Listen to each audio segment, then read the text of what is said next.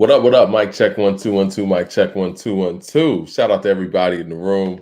Welcome on your Wednesday. Sorry we missed y'all Monday. Wanted everybody to celebrate their Memorial Day weekend. I was out of town, as you can probably tell. Got a bit of a tan or whatever. But hopefully everybody had a great Memorial Day weekend. I woke up to some pretty good news. Thumbs up in the chat. We got everybody in here. Let's make sure we got people in here. People getting their notifications. Eminem's dropping a new album and dropping a new song specifically. So I want to know what people's thoughts on that record that's on the way is. Let's see if people are in here. Y'all getting y'all notifications? I see Diego in here. Shout out to Diego. Thumbs up in here if y'all got your notifications. Let me see if I got mine real quick. Let's make sure that these things are going correctly so that people don't miss anything and they have to go back. All right, we got L Bugs in here. L Bugs, how you doing? I think everybody's probably getting their notifications. Did you guys get your notifications? Or are y'all just, on here? Judgment Day. T2, Judgment Day. OG in the building. Nas' best songs of the 90s is crazy. Yeah, man. I was going through the list and I was like, man, how do I even rank these, man? Yeah, what up, y'all?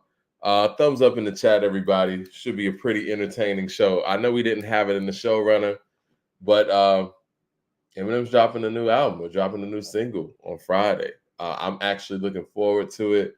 I'm looking forward to being able to react to it because this is kind of the first time that I feel like M has kind of stepped outside since, the podcast era of, I would say grassroots hip hop fans have actually had the opportunity and the time to break down his catalog and really talk about his catalog. So I don't know. I think that there are some things that the pressure's on. Let's just call it what it is. And for him to actually get David Blaine on the line for the rollout, for the people who didn't see it, he got David Blaine on FaceTime, and the song is Houdini, and it's coming Friday. So we're just going to have to see what comes about. And I don't know what this actually does. If it's, if it's great, I think it definitely elevates. Oh, yeah, Rakim's new song as well. That's actually in our newsletter. And if you ain't on the newsletter, you need to go ahead and get on the newsletter. Yes, Rakim is back outside.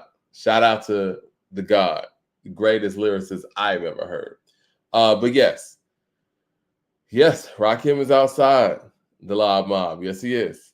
Somebody said Houdini seems to be biting Nas's magic. It is kind of interesting how that's come about, but I'm not gonna call that yet. I'm not gonna do that. I think that would be a little hasty.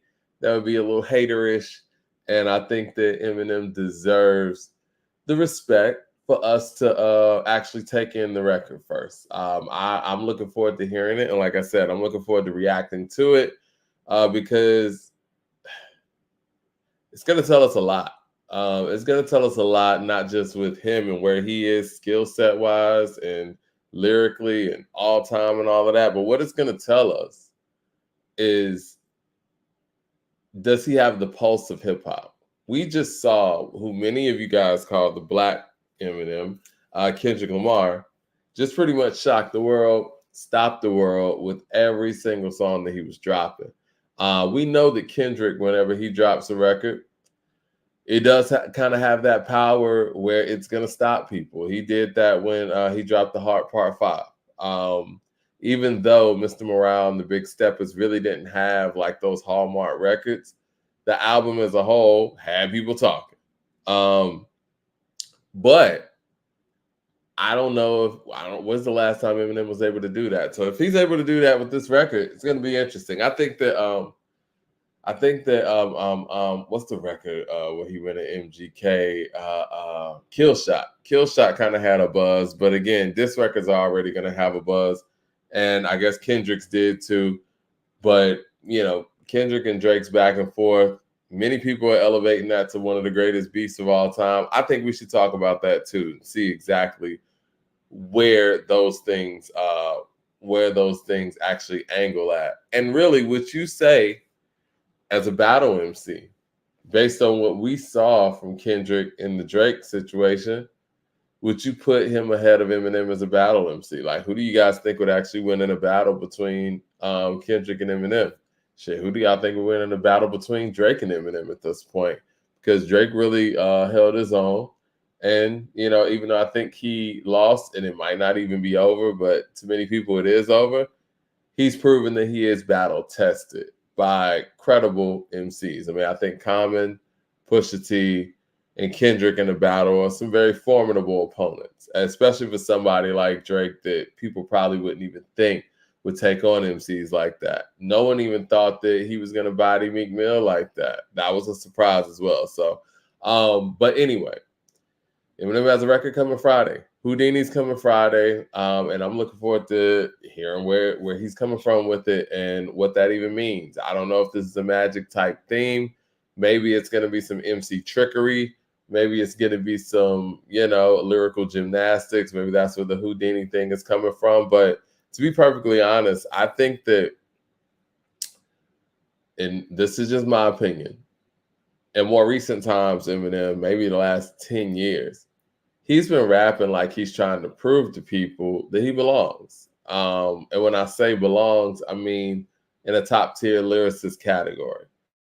It doesn't feel like anything that he's doing is coming off natural and, you know, him flexing the songwriting skills that he has shown in the past that he can flex. I'm not even going to go to the easy pick like a Stan, but even 97 Bonnie and Clyde.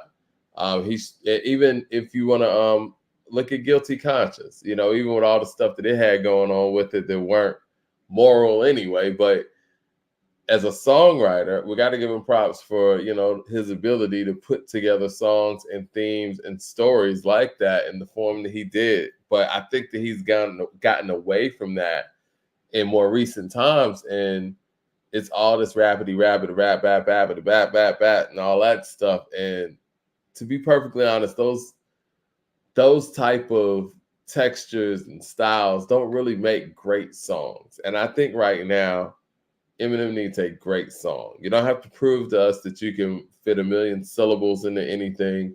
You don't have to prove to us that you can rap something that rhymes with orange or whatever.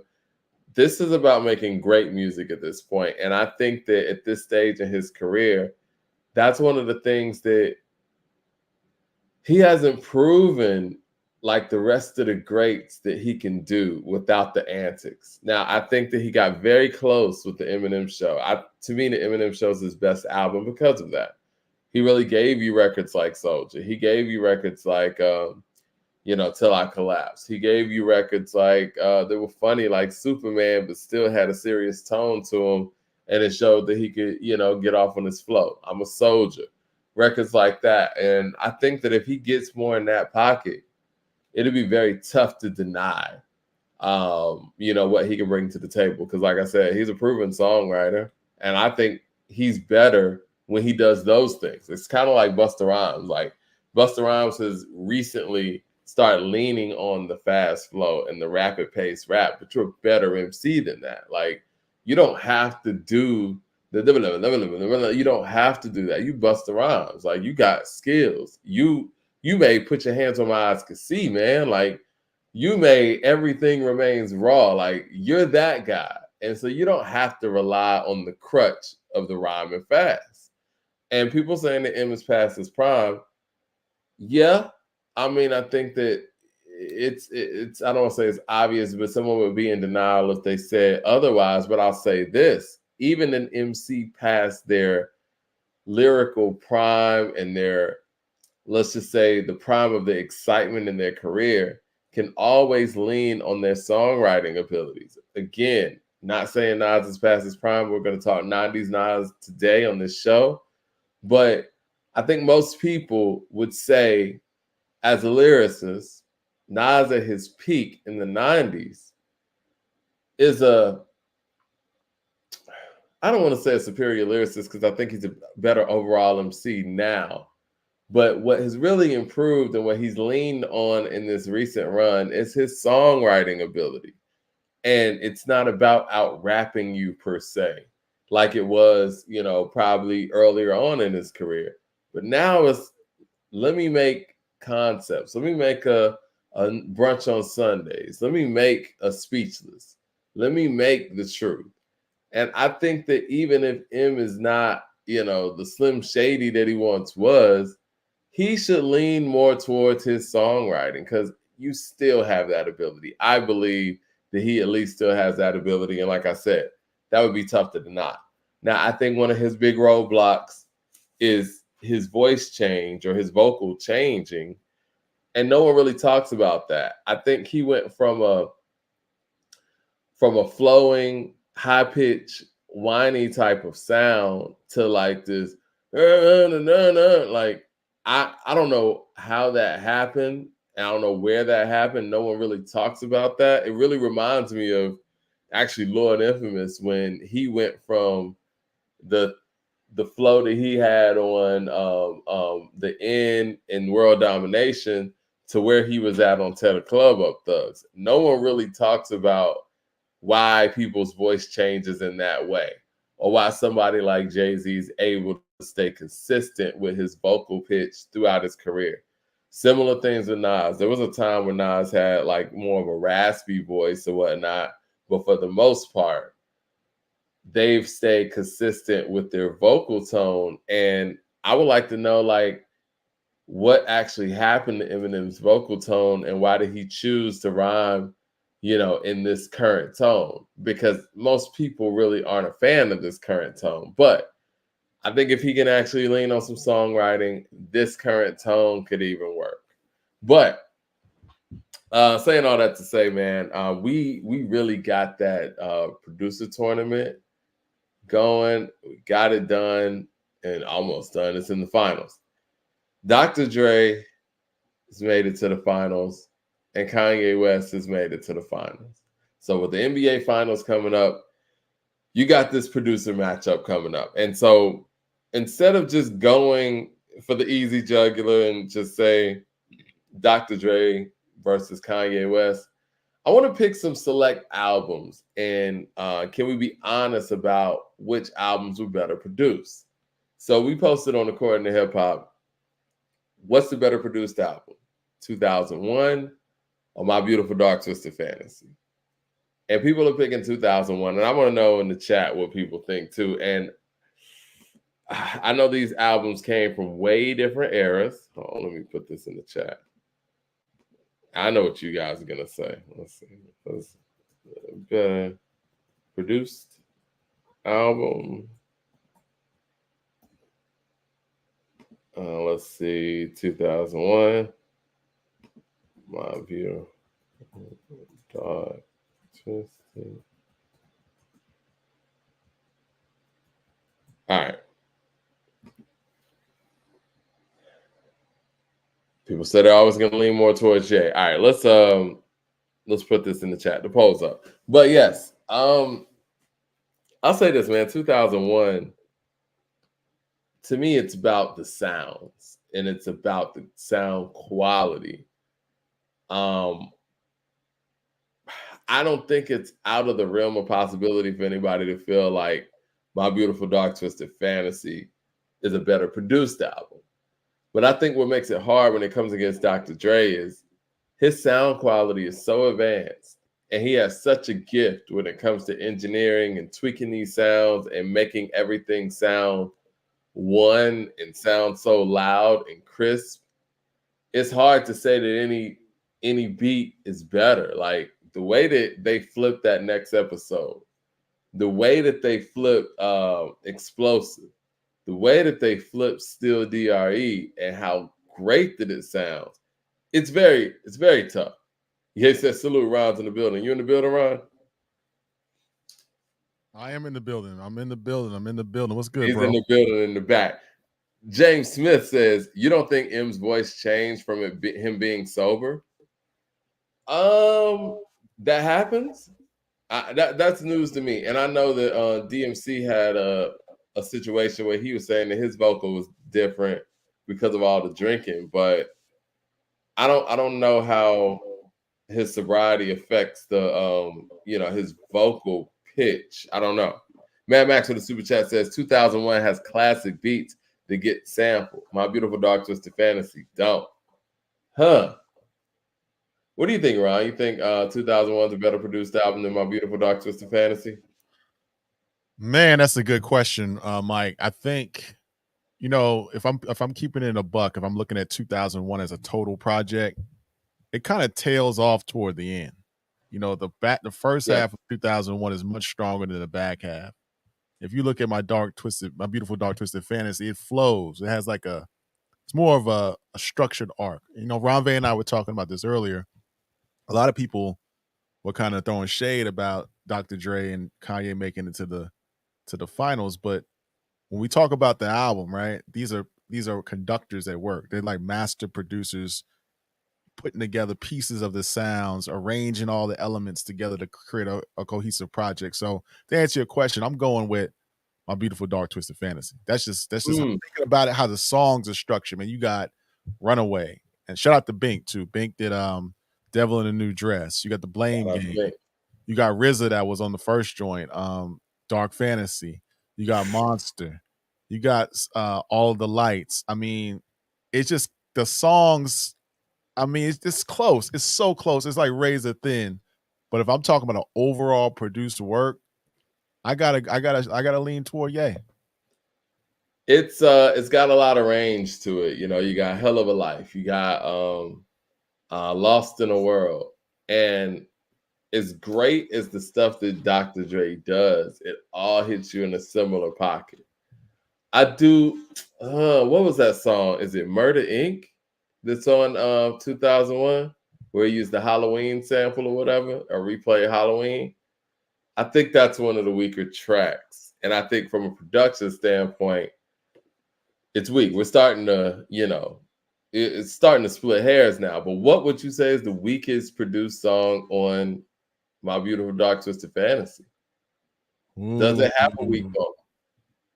I mean, from a personal perspective, I wasn't really a big fan of Monster. I wasn't a big fan of the Monster, the way he approached that record. I think if you remember, the Good Friday series was out during that time. I think a lot of records like The Joy, Chain Heavy. Chain Heavy's crazy. Good Friday, Christmas in Harlem. Christmas in Harlem's fine. So many. You can't put that on an album, though. But yeah, Christmas in Harlem's great. I mean, he could have put Good Friday on that joint. Are you ready to go? See me getting ready. I mean, I think Good Friday would have been a good bonus to be on that album because it didn't flow with the rest of the album. Right. But yeah, Monster, to answer your question, Monster was my least favorite record. And that's a crazy statement. Yeah, because Monster's pretty hard. I think from a production standpoint, I think Blame Game is probably my least favorite. Ooh, I like Blame Game, though. You ain't really feeling John Legend. Is that it? No, I ain't got nothing. I mean, look, when John Legend's on, he's on. But yeah, I don't know. The beat wasn't that great. It's skippable. Yeah. Mad Max with the super chat says, I don't know how Ye over RZA. Come on, guys. Okay, well, let's explore that. Actually, I think RZA was on the other side. Yeah, RZA was on the other half of the bracket. RZA was went against, who did he go against? He went against Dr. Dre and lost. So yeah, he was on the other side. He was on the other side, but let's just put on that hat for a moment. Would you put Kanye over RZA? Yes, and I'll tell you why. I'll tell you why. Because of longevity. You have to think about, as an overall producer, yes, and as a hip hop producer, yes, because Kanye started 19? His first credited work would be 1998. I know he made some records with Jermaine Dupri. I know he worked with No ID a little bit and didn't get credited. A lot of Chicago rappers he did some work for that didn't get credited. But you got to think from 1998 to 2024, man, we're talking about almost damn near 30 years of straight just a banger in each decade. You know what I'm saying? He got a banger in 2001. Let's start out with 2001 Izzo. And we go. Well, we could really put it back to Beanie Siegel's The Truth. That was what, 99, 2000? Yeah, we can go there. Yeah. So I'm saying, if Yeah. you look at, and we're going to talk about a 44 decade plus run with Nas, 90s, 2000s, 2010s, 2020s. And we talking about greatness, we talking about Tom Brady stuff with Kanye. He's almost 4 decades in of just Well, hits. not Tom Brady. Kanye West gets a lot of help. That would be the pushback, where Kanye gets a lot of help from a lot of places. But the thing is, to me, Dr. Dre does as well. And I think that we could really find beats that Kanye made by himself without help quicker than we could probably find that for Dr. Dre per se. Yeah, but that argument, man, because I did a pod earlier with Vay. Shout out to Vay, man. We got a dope Shout show. out to Vay, for real. Got dope shows about the best hip hop movies of all time, soundtracks, actors. That's coming up next week. But he had at the end of the show, he did a breakdown, because a lot of people in the chat be like, these guys had help, but if you wanted to find a producer is that arranger, he's a composer. And let's not front. Dr. Dre was a DJ. Kanye West, even Common said, can make beats in 5 minutes. These guys can make a beat and run the MPC, run Fruity Loops, run Logic, do anything they want to do. But they're more so producers putting the pieces together, arranging the instruments, arranging the beat patterns and all that. So we can't knock them for that. So everybody has help in certain ways. And if they want to go the other way and just say make a beat, pick a record out, make a beat, they can do that too. So let's keep it a buck. So hold on. You think hip hop producers are arrangers as well? Yeah, and they should be. I mean, if we talk about the technical word of a producer, yeah, they are arrangers. They're musicians. They're composers. They are conductors. I mean, that's what they are. And they hip hop also changes. Hip hop, not to interrupt you, but hip hop changes a lot of the standardized rules of music. Like having a songwriter write an artist's song is not a problem in any other genre, but in hip hop, we expect that MC to write all of their stuff. In other genres, when we talk about producers, the producer is the person that's like a director of a film. The director of the film is not shooting the film, doing the cinematography, doing the edits. No, they're overseeing the project. That's what a producer does in other genres. What Quincy Jones would do, I'll use him as an example because he's probably the biggest example.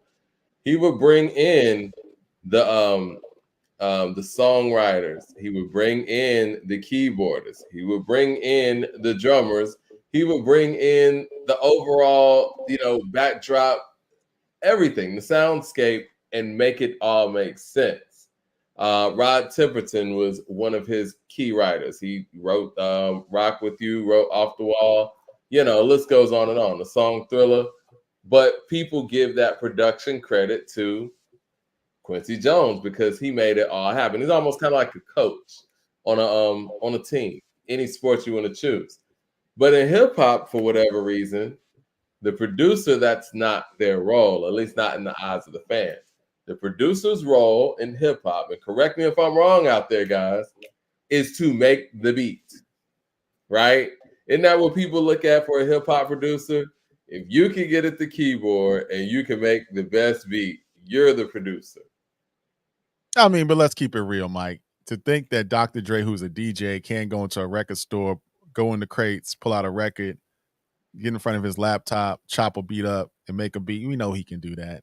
But he's elevated. But we want to know what songs he did that. Yeah, of course he can do that, right? But it's like people would want an example of like, okay, are we giving him credit for when Daz did that or when Quick did that? Or are we giving him credit for when he did that? Because you're right, he could go do that. He knows how to work all the equipment. But it could be some of the songs that we're thinking aren't the hottest that he did that, where the songs that were the hottest, he might not have done that. Now, if he did the chopping on Let Me Ride, where he chopped up the Mothership Connection, I mean, I give it to him. That's one of the hardest cuts ever, man. Like the way he chopped that up was insane. It was, man. But I mean, we have to dig deep and find out do a documentary on Dr. Dre and get the report of the people that were in the studio, the engineers, the artists, who did what. How do you even frame that question? Did Dre make that beat? Did he was? I mean, how Well, do I you think the ask way that? you frame that question is kind of like when we interview Pete Rock, or when Mickey Fax interviewed Pete Rock. Um, you start talking about the actual record and how the actual record came together. And you can really tell what was going on, and no disrespect. When they were doing the verses, right? Um, Dallas Austin and Jermaine Dupri got on an Instagram live, and their version of verses was they were going to talk about the records that they would, I guess, put against each other, but they were talking about the creation of the records, right? And you could tell that Dallas Austin didn't have probably no help at all, because the way he talked about these records, it was so personal. It was like when Pete Rock was sitting down in front of us with Mickey Fax. It was like he's telling you exactly what was happening, step to step, where it came from, how he felt, the stories behind it coming together. Everything that Jermaine Dupri said and what songs he was talking about, it was in a group setting. I brought this to this person, or we had this idea to do this, or you know what I'm saying? So when you start talking about the songs, you can start realizing how many people were involved in this process. I But mean, it seems like we never get to do that when it comes to Dr. Dre stuff. Snoop said something that spoke volumes. He said, yeah, Daz made the beats for Doggy Style, but Dr. Dre produced Doggy Style. yeah, and it's a difference, and I think it's okay to have that distinction between a producer and a beat maker. It's like a chef, this line cooks, but a chef is really putting the ingredients together, preparing it, plating it True. up. I mean, it's different disciplines. We wouldn't knock a chef at a restaurant because he ain't cooking the food, but he's putting the Well, the plate. problem is here, though, Ron, is the fact that in hip hop, there's not enough producers who actually take on that traditional style of production for us to be able to compare them, right? Now, to be honest, the elephant in the room here is Diddy. Diddy actually takes on an old school style of producing. He brings all those elements together. He comes with an idea or a vibe, and that's his style of producing. It's very similar to Dr. Dre in a sense. Now, we know that Dr. Dre may be more hands-on with the equipment and in that part of the creative process, but can anybody really give me the difference between Dr. Dre as a producer and Diddy as a producer? Well, yeah, I can give you a difference, Mike. Dr. Dre is just better. No, no, I'm just talking about from a style standpoint, Uh, like their I approach think to I producing. think Diddy wasn't a DJ, and being a DJ lends itself to be a better producer because you have an ear for music, the breaks, the scratching, the how you cut in, the fade, the effects. So Dr. Dre being a DJ first puts him a step above Puff on that level, right? Well, Puff was a dancer. Dancer He was a doesn't dancer, count but for anything. dance is different than a DJ because you got to actually mix the records, you got to dig in the Yeah, crate, you got to loop the record, you got to spin back, break. You know what I'm saying? You got to do different things. So you know I what got makes people move. yeah. So him being a DJ puts him most great producers are DJs. Like Pete Rock's a DJ, Q-Tip's a Yeah. DJ, DJ Premier is a DJ, obviously. Clark Kent. They're just, I mean, it is what it is, man. So I would put Dr. Dre, I wouldn't classify them as the same. I just, I don't even want to talk about Diddy anyway, but I I wouldn't even mean, put them in the I same feel category. you. I feel you, but I'm talking about the music. Yeah, right. We don't want to get demonetized for no reason. But listen, I mean, I think that that's the issue that people have when Dr. Dre comes up. Like, let's just say Dr. Dre versus a DJ Premier. Now, who do you think is the better producer and why? Between who? Premier and Dr. Dre. Man, that's a good question, Mike. Um, Damn. I'm trying not But to lean Premier into got the longevity too. I'm trying not to lean into my bias here because you got Hard to Earn, Step into the Arena. You got the work he did a little bit on Jazzmatazz. You got one of my favorite albums of all time, Moment of Truth. You got the work we did with Nas. You got the work we did with AZ. You got A Million and One Questions. You got So Ghetto, stuff he did with Jay.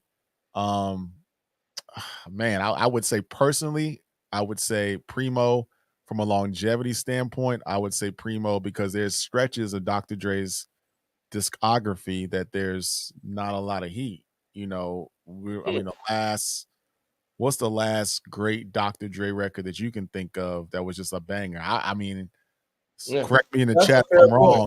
I would say Lost Ones is the last Dr. Dre song that I really, really enjoyed. Was there something after Lost Ones? I'm trying to think. Huh. 2000, that was 2006. Mad Max in the super chat says 36 chambers, purple tape, Iron Man, Supreme Clientele. He didn't do everything on Supreme Clientele, but he did some good stuff on there. All right. Well, when you say longevity, we also have to count the fact that Dr. Dre's been here for a very long time. What, 1985, 86? Yeah, his first credited production was 1986, Boys in the Hood, Eazy-E. Then easier said than done. And then he did work with JJ Fatty, the Supersonic. Yeah. So yeah. Yeah, Supersonic. Did he do Supersonic? He's credited as doing Supersonic by JJ Fatty. Okay. Because I know that what's his name? Arabian Prince is on there too. Mad Max to the super chat says Dre and Ye don't have 5 produced classics. Well, I think that's where Dr. Dre kind of gets a leg up on a lot of people, is his full album making stuff. Now, granted, Premier has the Gangstar stuff, but I feel like he needed something outside of the Gangstar and of course you know what I'm talking about, Group Home and stuff like that. He needed a Red Man, you know. He needed a Snoop Doggy Dogg if we're talking about Dr. Dre, right? Right. Wait a minute, Mike. Wait a minute. I got to push back on Mad Max for a second here. He don't have 5. Ye don't have 5 produced classics. Let's just start with B. Let's start with Dr. B. Dre does too. So you got B, College Dropout, My Beautiful Dark Twisted Fantasy. Hell, you can throw Late Registration on there. So we have 4 already. I'm throwing The Blueprint on there too, but whatever. So The Blueprint 5, and then you want to say maybe The Throne, which is not a classic, but close to it. I know, you know what, the classic, and people always push back on this, man. Daytona is a classic. I don't understand what people have a problem with. Daytona is a classic album because it's 7 songs. Right. So yeah, I'm saying, yeah, Mad Max, you my guy and everything, but yeah, Ye has easily 5 classics, bro. Dr. Dre does too. The Chronic, Doggy Style, 2001, Straight Outta Compton, and shit, Niggas for Life, really. Yeah, I mean, here we go. Let's keep it real. I mean, it just is what it is. Now, maybe somebody wouldn't argue that Niggas for Life ain't a classic, but come on, man. We can't do that. But yeah, I think his production style and his approach to producing makes it difficult for people to judge. Now, when you have somebody like a Kanye West who has shown and exhibited that he can do all styles of producing, and I think when he brings in guys like he did on My Beautiful Dark Twisted Fantasy, he's bringing other producers into his soundscape. You know, he's bringing Bink into that world with him, and they're working together on that. He's bringing Pete Rock into his world with The Joy, but some producers may not see it that way. And if somebody like a Pete Rock or a DJ Premier they do all their stuff themselves, I think that it's pretty clear that they do that. If they look down upon another producer for getting all kind of extra help, I can't really knock them for it either. I mean, do we have 2 categories of hip hop producers? You got the Dilla style, the Premier style, the Pete Rock style, and shit. I don't think, I don't know. Metro gets help. You know, Mike, let me ask you a question real quick, because I was watching for the pod with Vay. We were, talking about movies. So I went back, I did my studies, you know what I'm saying? I got my Shannon Sharp in. I started studying some stuff. Went back and looked at those old. You're doing great, man. You're doing great. I love it. I did Crush Groove, right? So I did some digging, and a lot of the stuff that Larry Smith did was credited toward Rick Rubin. But we don't give a lot of when we talk about help, we rarely talk about Rick Rubin receiving help. But Rick Rubin got a lot of help. Larry Right. Smith did all the stuff that we hold so high. Right, but it's credited, and which I found out was credited to Rick Rubin. We don't give him that smoke. What song are you thinking about? Just the Crust Groovin' song? The songs in the era, the songs that the early LL stuff was credited to Rick Rubin. Some of the Run DMC stuff, Larry Smith did that, but it was credited. I thought Larry Smith did. I mean, he did all of the early Run DMC stuff. I thought Rick kind of came in during Walk This Way and stuff like that. But like Suck MCs and King of Rock and all that, that's Larry Smith. And then what's amazing about what Larry Smith did, he went to Houdini in the same time period. It made One Love, Freaks Come Out at Night, made Friends. Like Larry Smith was great. Great. We had Larry Smith in the tournament too. And I think it's unfortunate people like him, because he came so early and was so pioneering, that he doesn't get the credit that he deserves. He's one of the architects of the hip hop sound, man. And, speaking of hidden hip hop history, man, I just love the fact that, we're getting a documentary on the origins of hip hop from a different perspective. And I'm talking about Tariq Nasheed's microphone check. We got to check that out.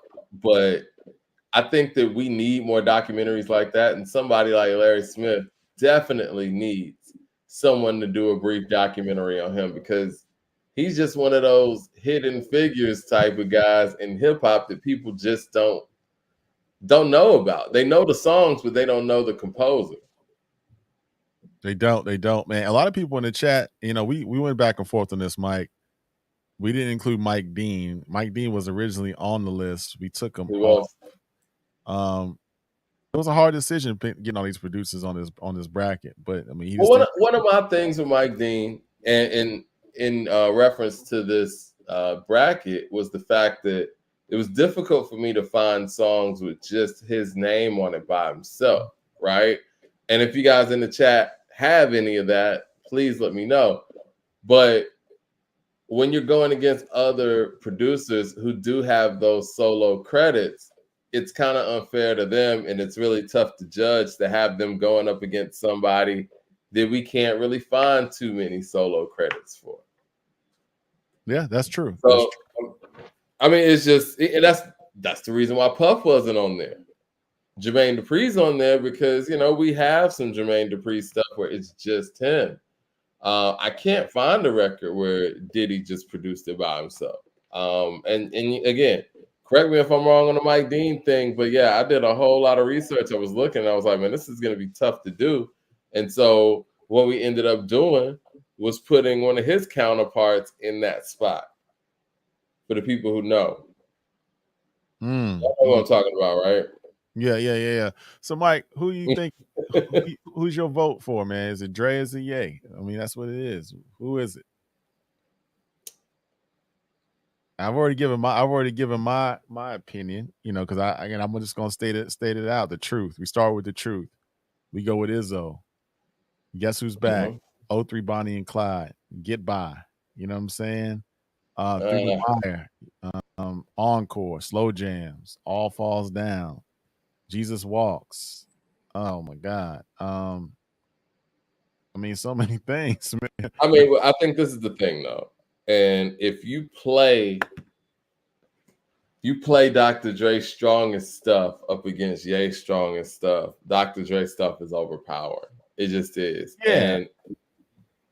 But it's gonna run out after a while. Talking about from Houston knows, Joe. I want to make sure we say that. But yeah, it's gonna run out. You can play the hardest stuff from Dre, but it's gonna run out. He's gonna run out of steam after a while. We should do this on a I don't know, man. Yeah. He's not gonna run out of steam. He has a lot, bro. Like, he produced stuff from different eras. Like, his longevity alone kind of puts him in a different bracket. Now, you made a good point when you said, like, what's the last great Dr. Dre produced song? But we can honestly say the same thing about Ye to a certain degree. What's the last great Kanye West produced song? Carnival. Think so? Yeah.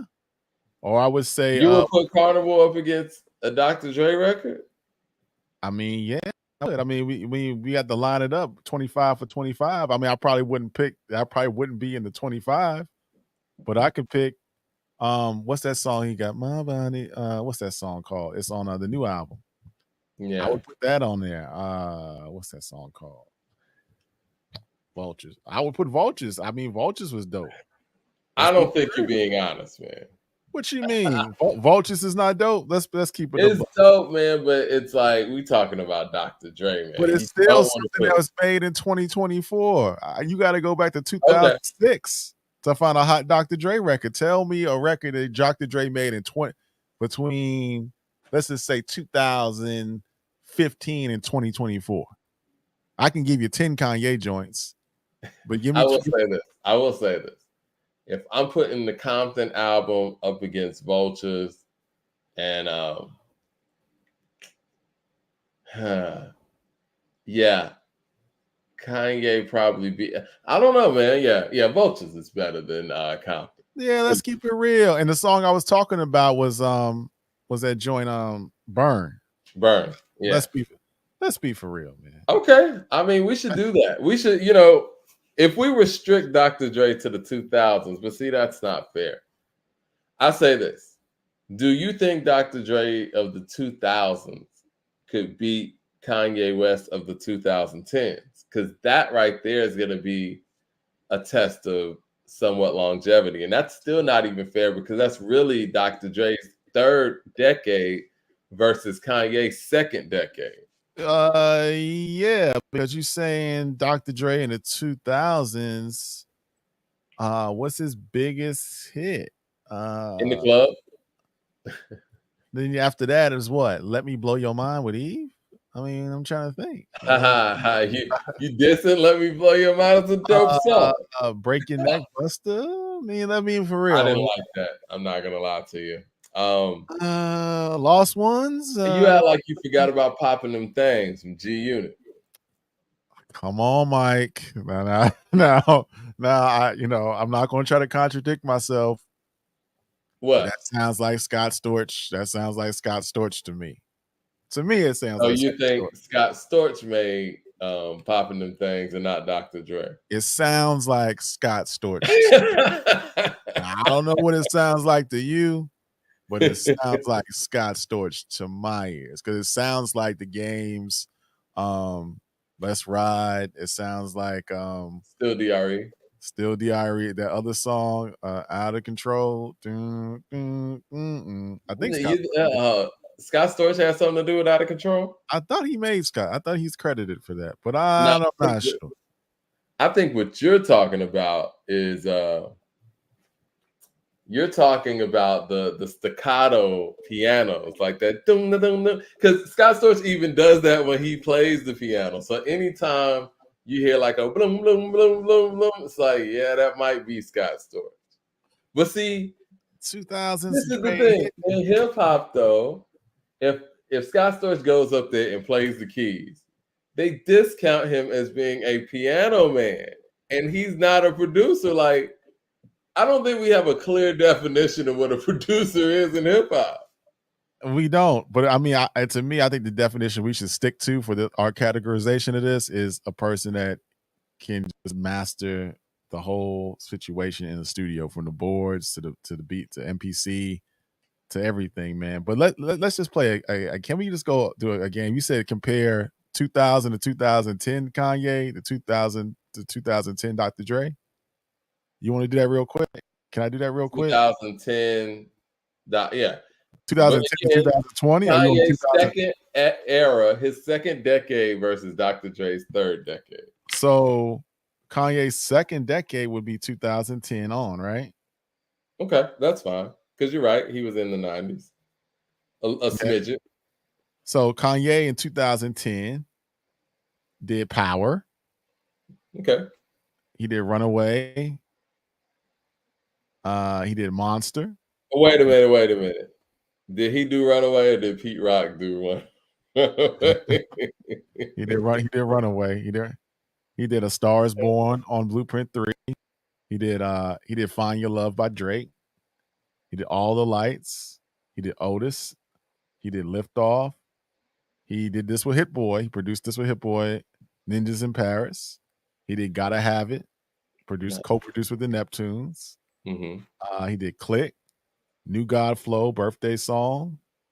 He did Pain with Pusha T featuring Future. He did Numbers on the Boards, Pusha T. Did he do Numbers on the Boards? I thought no. I thought that was DJ Don Cannon. He got credit. Don Cannon, 88 Keys, and Kanye West produced that record. That's a lot of people, man.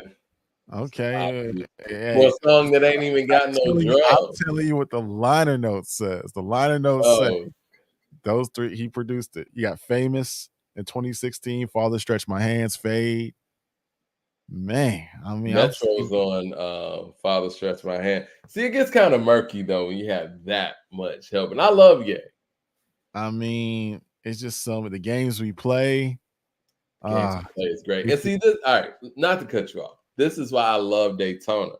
Because you could tell he made that. Like Daytona sounds like Kanye West and Pusha T got locked in the studio and came out with an album. They didn't really sound like they had too much outside help, other than Rick Ross coming in there spitting his verse on piano. What was it? Piano Vibe. What's that shit called? I'm tripping. Yeah, that record. It'll come to me in a second.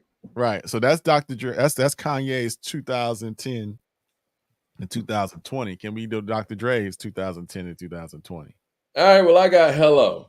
I think you remember that song. Started this gangster shit. This motherfucking thanks I get. I'm not gonna count Bitch Please too. What year? Wait a minute. What year are you on? I'm on 2000. I thought you was okay. You started in 2000. I thought you was going 2010 to 2020. No, I was saying Dr. Dre's third decade versus Ye's third decade. Okay. You trying to tip the scales, but I'm not tipping the scales. Really, that's more fair to Kanye because he's younger during the 2010s than Dr. Dre is in the 2000s. Okay. He is. Okay. Exhibit X. Remember that record? Yeah, I do. Remember Lay Low? Yeah, you better lay low. Yeah, that's cool. I mean, that's Blow Your Mind. I'm not even gonna count Mary J. Blige's Family Affair. That's not a hip hop song. It's not hip hop. Yeah, no. It's not okay. I'm just going through Dr. Dre's catalog. You trying to pad them stats, boy. Right, I'm trying to slip one in there. Pause. Say what you say. Nah. The Knock. Remember Nocturnal Song? Featuring Missy Elliott. Come on, B. Come on, B. Man. Satisfaction. You remember that Eve song? I can't say I recall. The Watcher 2. It's kind of cheating. I'm not counting that. In the Club. Okay. If I Can. That's 50 Cent. If I Can do it on me, it can't be done. He made Heat. Back Down. He made Obi Trice The Setup. You remember that record? Yeah, I remember it, but Popping Them Things. Okay. All right. People keep talking about my hat. I might switch over to the Braves hat. Nas Vacation. Let my dude rock, man. Yeah. You lucky I didn't have the shades on too, man. It got dark as hell. Damn, this stuff on Encore is bad. You know what he made on Encore, or at least he got credit for? Mosh, Just Lose It, Ass Like That. Mike, you if you want to continue, you can, but it seems to me it's quite clear as day. All right, I'm gonna continue on because I got the game, the documentary. He just did a lot of work, man. How We Do, Higher, West Side Story, Start From Scratch. These are classics, man. Don't Need Your Love, featuring Faith Evans. Don't Worry. Then you got Out of Control. Okay. You know, Or do you want to put up Dr. Dre's 90s versus Kanye West's 2000s? I mean, I just think we need to do the Rumble battle and let the music speak for itself, man. Set up a bracket. We go 25, we go 30 for 30, babe. You know what I mean? And let it rock. Lost Ones, 30 something. Boss Life. I know you remember that. Snoop Dogg, Boss Life featuring Akon. It's getting kind of slim here, man. It's getting I'm taking you to the deep end right now, bro. I didn't know he made Straight to the Bank on Curtis. That song was bad. That was bad. That ha ha ha ha. It was so bad they had to do the remix and do the one that we hear now. I get money. And so He again, did 3 a.m. I asked you, Mike, what's the last dope Dr. Dre record produced? I'm looking for it right now. I like I Get It In, but nah, it wasn't a hit. Hell Break Loose. Okay. You guys tell me what's the last great Dr. Dre produced song. Because I'm going through the timeline. I'm on 2011 right now. I don't know if I'm gonna find one. I can go to 2022, Diet Coke with 88 keys. I mean, I got one. T.I. Popped Off. It wasn't a single, but I liked it. Man, please. Okay, 50 Cent, New Day. Nah. Well, clearly we have a winner. Kanye West is the best producer. At least in this decade, or in the decades that we chose to go against. But I'm sitting here looking for what Dr. Dre had in the 2000s. It gets kind of slim after 05. So yeah. And then you have the hiatus that he took in the 90s. So Dr. Dre is on fire from, let's just say, 91, 92, 93. And then he kind of chills out until he comes back with 2001. Well, now he really starts in earnest. He starts hitting with them hits, 86, 87. Yeah. He starts hitting with the hits, but I'm talking about his 90s run, right? So like at 86, 87, 88, straight out of Compton. Then you got, he's still ringing over from 89. The DLC comes through. But I think that there's a bit of a break, and by Dre standards, it's not a break at all, really, between when he left Ruthless and went to Death Row. And I think once he gets to Death Row, does the Chronic, Doggy Style, he got to chills out after that. He does. Because he didn't really get involved in All Eyes on Me like that. I mean, did he even produce California Love? I don't know. I mean, some people say Quick did that. But yeah, he did You Can't See Me on All Eyes on Me. And that was just a retread of, Parliament Funkadelic's Knee Deep for like not Dr. Dre, just like he did on Snoop Dogg's What's My Name. Like, really, You Can't See Me is What's My Name Part 2. So Dr. Dre didn't do too much on that. He doesn't come back around really until 2001 or to Bitch Please drops. Right. So, I mean, to take a break like that in the 90s, and I always talk about how deep the 90s was and influential the 90s was, especially from 94 to 98. That's the break that Dr. Dre took. Right. And that was the highest level of competition. Man, I don't know, man. It's clear as it seems to me, if we're looking at the record in totality, decade to decade, track to track, beat for beat. I'm gonna have to say it's Dr. Dre, man, to answer your question. I mean, I just think, how can you say that? You can't tell me. I only can say that because his song, when Dr. Dre's at his peak, it's better than Ye's peak. And I know that because I did the song for song matchup, and I got to be honest, I picked Ye. And maybe I picked the wrong Ye song. But when you play other people's beats up against Dr. Dre's beats, his beats just dwarf those records, man. I don't know if it's the engineering. I don't know if it's the sounds he's using, but that shit hits different, man. Right, but let's compare it to sports, man. Randy Moss at his peak is the greatest wide receiver of all time, but he's not eclipsing Jerry Rice. I think that's fair. And if I'm looking at things that jump off the page that are kind of like, I guess, if you will, stats, as opposed to using your eye test, yeah, I could see how Kanye could check some boxes like that. But when you play those records side by side, it's just kind of undeniable. And I think that Kanye is a more impressive album maker than Dr. Dre because he can do it with established acts and he can do it with a variety of acts. Well, And he can allow those acts to be themselves without them taking on his sound. It's the difference between what Common did with B or what Kanye did for Common with B, and then you look at Dr. Dre with Busta Rhymes on the Big Bang Theory. Like the Big Bang Theory sounds like Busta Rhymes over Dr. Dre beats, whereas B sounds like this guy's elevating Common and bringing out the best in what he does. You know what I mean? yeah, but I think the music's going to speak for itself. I want to take you to the deep end, man. I am, man. We got to get on this Rumble. In the chat, let us know what night you want us to do this. You want us to do Saturday night?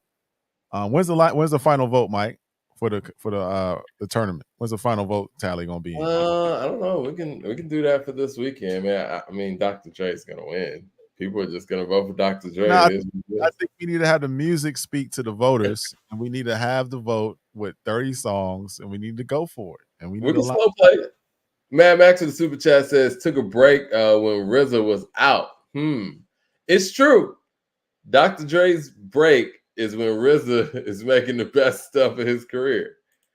Mad Max says Megatron's peak is better than Moss. Well, I don't know about that because Randy Luca out there, man.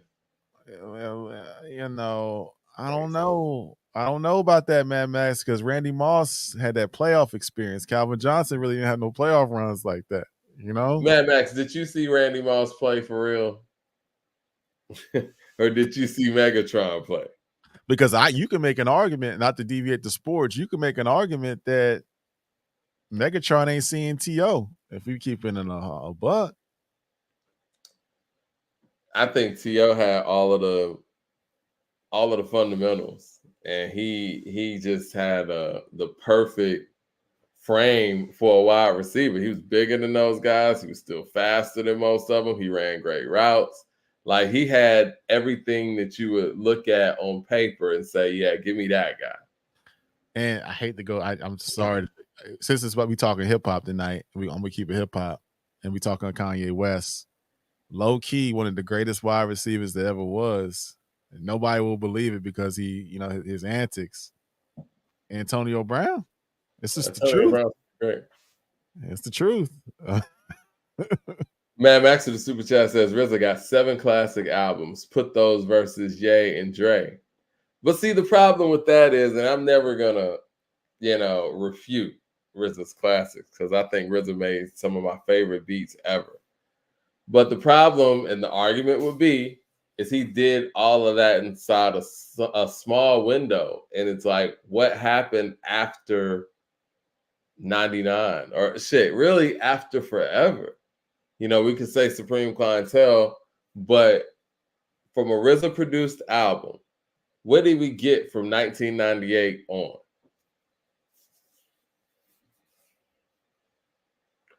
Since you want to bring up people's recent stuff, Ron. Are you thinking or are you sleep over there? No, I got a little. I'm reading a text message. My wife's grandmother is in the hospital, so let me take this text. No. No, sorry to hear that, man. Go ahead. Mad Max in the super chat says, I seen Randy and Megatron in their prime. Over Calvin. I don't know, man. He said, he got Calvin. Calvin over Moss. Listen, I've seen Randy Moss start at the line and then just shoot past everybody and just catch one in the end zone.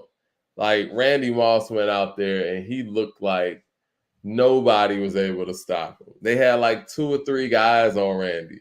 And even that touchdown season where he got the most touchdowns in a regular season, he could have got even more than that. There was so many pass interferences that they were putting on Randy when they got in the red zone. Because Brady was just throwing it in, man. Like, that shit was crazy. But yes, they're both slightly different, I would say. But if you ask me, I'm going to have to pick Moss. And Moss just looks so unstoppable. Calvin Johnson was very T.O.-like in his approach. Mad Max says, I mean, Randy didn't show up in the playoffs, for real. He almost had the game-winning touchdown until Eli came back. That was 2007, I think, until Eli came back and did his thing. I mean, that was a crazy game, man. I remember we were watching that game. We were in Houston. In Houston, Texas. Randy hit him with the joint. It was like, boom. I thought it was over. I thought it was it. It should have been it, but you know, Asante Samuels dropped an interception. That helmet catch, man, was incredible, man. Shout out to Eli for withstanding all of that pressure. And he should have been down like 3 times. Blown coverage, man. Blown coverage, man. But the funny thing was, man, I knew the Giants were going to win that game because if you remember, I think it's the last game of the season they played like that was like a Thursday night joint, and it was like 31-35, and they played them tight. And then I think it was my man. What was his name? The defensive dude. I know who you're talking about. Was it Revis? No, I'm tripping. He was on the Jets. I'm talking about it was my man. Marty.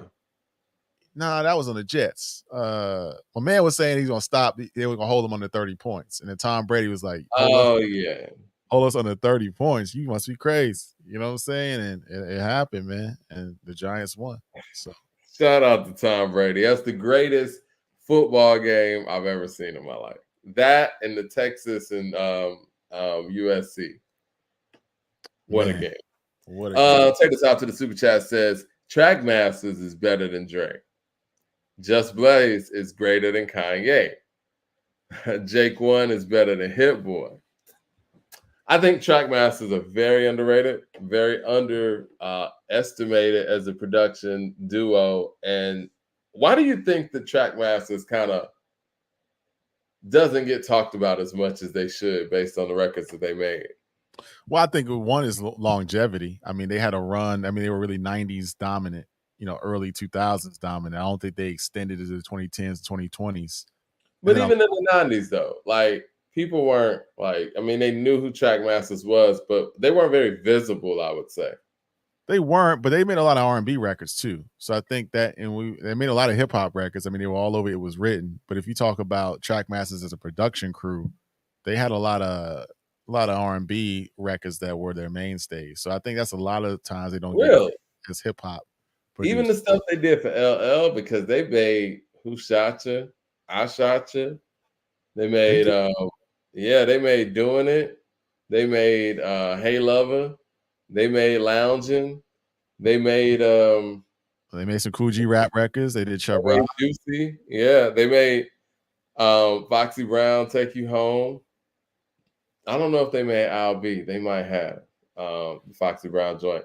They made I Ruled the World for Nas. Like, the stuff that they did on It Was Written, I think really goes understated too. I think when they call Nas a bad beat picker, or when some people call him that, I think they're talking about Trackmasters. Well, yeah, but see, I'm pulling up the facts right now. I'm pulling up the stats right now. 94, they started doing stuff for Changing Faces. They did Be Happy on My Life, Mary J. Blige. They did Soul for Real, Candy Rain, Every Little Thing. They did some work with Heavy D. They did 3 records on Ready to Die. Yeah, you're right. 95, they did Mr. Smith, Hey Lover, I Shot Ya. They got 96. They did a lot of the work on Ill Na Na. It Was Written. They did a lot of work. They worked with Shaq. Then they did 97 is when they kind of take an R&B turn. Like I said, they do Allure. They do all that record. They do Share My World, Mary J. Blige. You do about 4 records on there.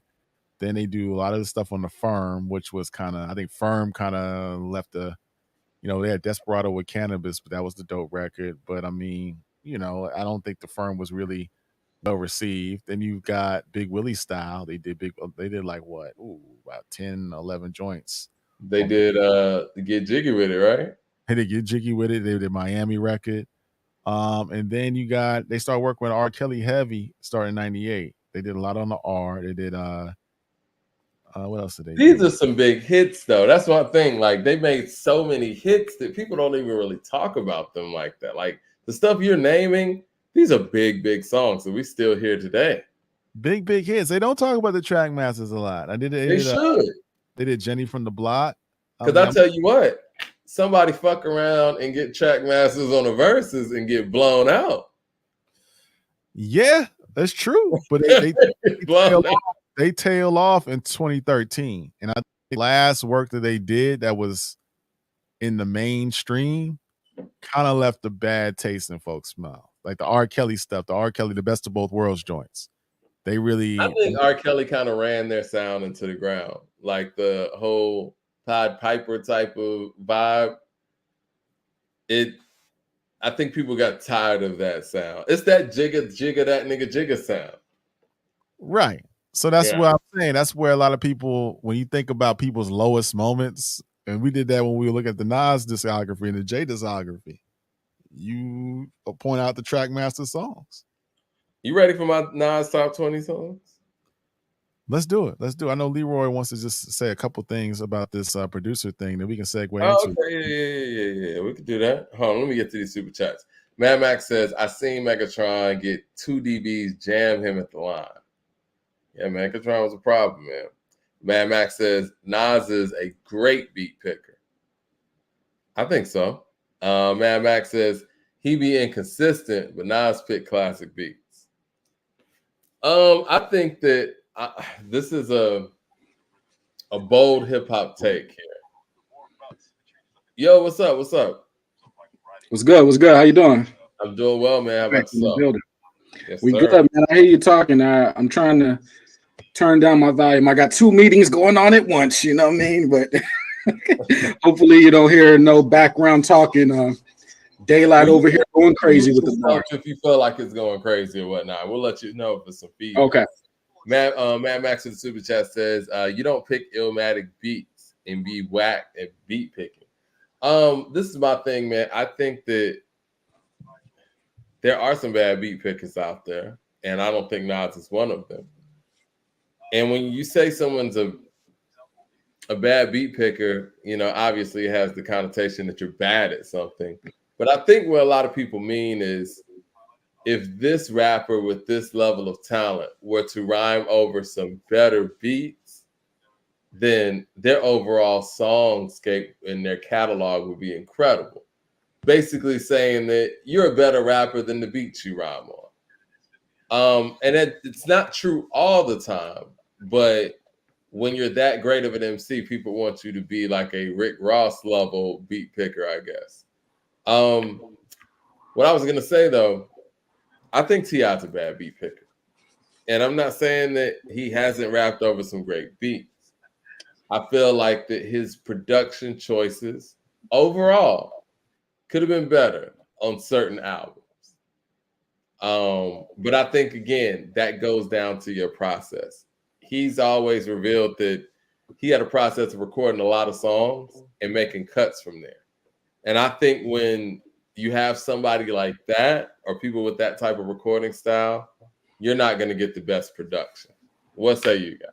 Yeah, let me ask a question to both of you guys real quick, because we talk about beat pickers, right? And you guys are both recording artists. You've recorded before, are still actively recording. When we say big peak, I thought the A&R would go pick the beats and then bring them back to the artist, and then the artist would pick them from there. So a lot of times the artists don't even get all the beats that are submitted. For example, Michael Jackson, a lot of the Neptunes records that were for Justified on Justin Timberlake, a lot of those records went to somebody else that heard the records. They never got to Michael Jackson. So how does it work? So when you say beat picker, that term beat picker, is the artist scouring through the beats, or they getting these beats submitted through a middle person and A&R, and then it goes to Ross or some shit like that? I think that they're getting the beats from outside producers through other people. But I think once a collective has developed a relationship with somebody, like, I don't know the particulars, but I think when Trackmasters was working with Nas, I don't think that the beats went through Steve Stout anymore. I think that they had developed that rapport where they were working together. Now I could be wrong. Now definitely LES, is that kind of guy for Nas. But even back in that day, maybe Premier had to submit some stuff through some people. I don't know. But I would think that that's more so for the up and coming producers, or if you're working with somebody for the first time. What say you, sir? I think it's a little bit of both. You know, you as a MC artist or whatever, you have your friends and the people that you know who make music. Sure, you're gonna chill with them, and while you're chilling with them, they're gonna be making music. So you know, you might make something dope. Sometimes you're just looking for a zone. Like you might go to a different city, get in a zone, find a producer there. But with A&Rs, A&Rs come in handy because they are the connects. They're gonna ask you, well, who do you want beats from? And they're gonna have a response from that person within a week or so, so that's the connect. Whatever works best, but I say, people just go with what they feel. We could go, you're talking Dre and Ye, we could go there. Or my bigger question is, in 2024, should producers be making beats by themselves at all, period? Like, are we still making beats by ourselves? And let me put it in a rapper context. If you're the greatest rapper ever, that does not mean you cannot still collaborate. So as a producer, should a producer be handling whole projects? Should producers not be working with people that can play instrumentation, like play it for real? These are the questions I have. Chris Daughtery with the super chat says, where does Ross rank as a beat picker? I got him. He might be number one. He's high, man. Ross is extremely good at it. But he stays true to what he does.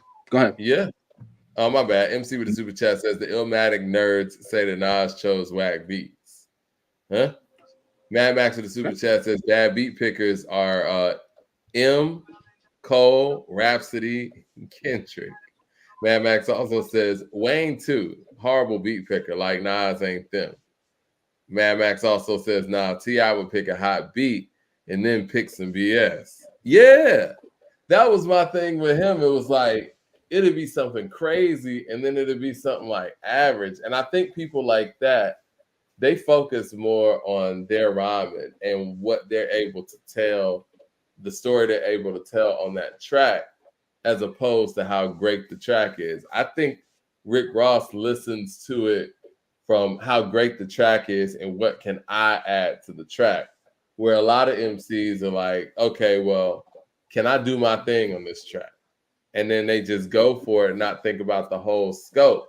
But to your point about the A&R, in certain situations, and when artists have very, very hectic, crazy schedules, an A&R can help that part of the process when the artist doesn't really have time to listen to 50 beats. That A&R can cut that down to the best 5 and get it to you. Right. Now, the problem with that is if you and the A&R aren't on the same page, and the A&R wants you to go out here and make some jiggy shit, you're probably never going to hear some of the shit that you probably would have loved. Right. So that's the tricky part of the question. Yo, Leonard Washington, we did talk about Rhapsody's album 2 shows ago. So check it out, man. I think you might have missed that one. We did. Dope album. We did touch on it, though. We did. Is it album of the year? I'm hearing so much about it. I think the album of the year comes out Friday. To be quite honest with you, it's going to be a surprise. I think the album of the year comes out Friday. No. I think from what I heard from the first single, it's going to be out of the pocket pick, but I think Hit Boy, Big Hit, and Alchemist going to have the album of the year. I mean, from what I'm hearing from the first joint, and I think the second album of the year will be Pete Rock and Common, and then I think the third album of the year will be The Fall Off, which will drop right around football season. I've got inside intel that The Fall Off will be coming in August, July, August. It's coming. Don't you worry, it's coming. That might be album of the year. Vultures 2 is coming. I'm stuck on this Fall Off thing, man. It's coming, bro. It's coming. I do think that if J. Cole chills out for a second, waits till the fall, and drops this album, and the single has to be great, I think people will be interested again. MC with the super chat says Vince Staples' new album is tough. I agree. Vince Staples very consistent though. Yeah. But I do think that J. Cole has put himself in a situation now where he has to make some of the best music in his career. Like he has to have some heat when he comes out this time. I don't think the people are going to be as forgiving as they normally are because of what happened with the I may delete this later mixtape or whatever. Y'all believe that he had all intentions of deleting this record by the title? No. Really? So you think it's just coincidental that he named this mixtape I may delete this later? I think it's some WWE stuff going on, man. I'm hearing so many different that Drake was at the Dream Fest and he was backstage, and that's why J. Cole went out there and retracted what he said because he thought Drake left him hanging. Again, people are missing my I've said this a million Joe. That's hard to believe because for whatever reason that he left, if you had a knee-jerk reaction from somebody that you just was on tour with, made all this money with, had this long-standing relationship, just because they left in one moment, you're going to just go out there on stage and publicly flip on them? Like, nah, that doesn't make sense. He might delete it, man. He might be one of those people that's like, I may feel this way on a Wednesday. I may wake up Friday. And he also had the diss on there to, the K-Dot, which he really didn't feel was true to being true to himself. So he might delete it. You know what I mean? But see, to me, it's such a cop-out if you put your title out there, I may delete this later. We should have caught this when it happened. I think we were all excited about the music, and no one thought that he would ever do what he ended up doing.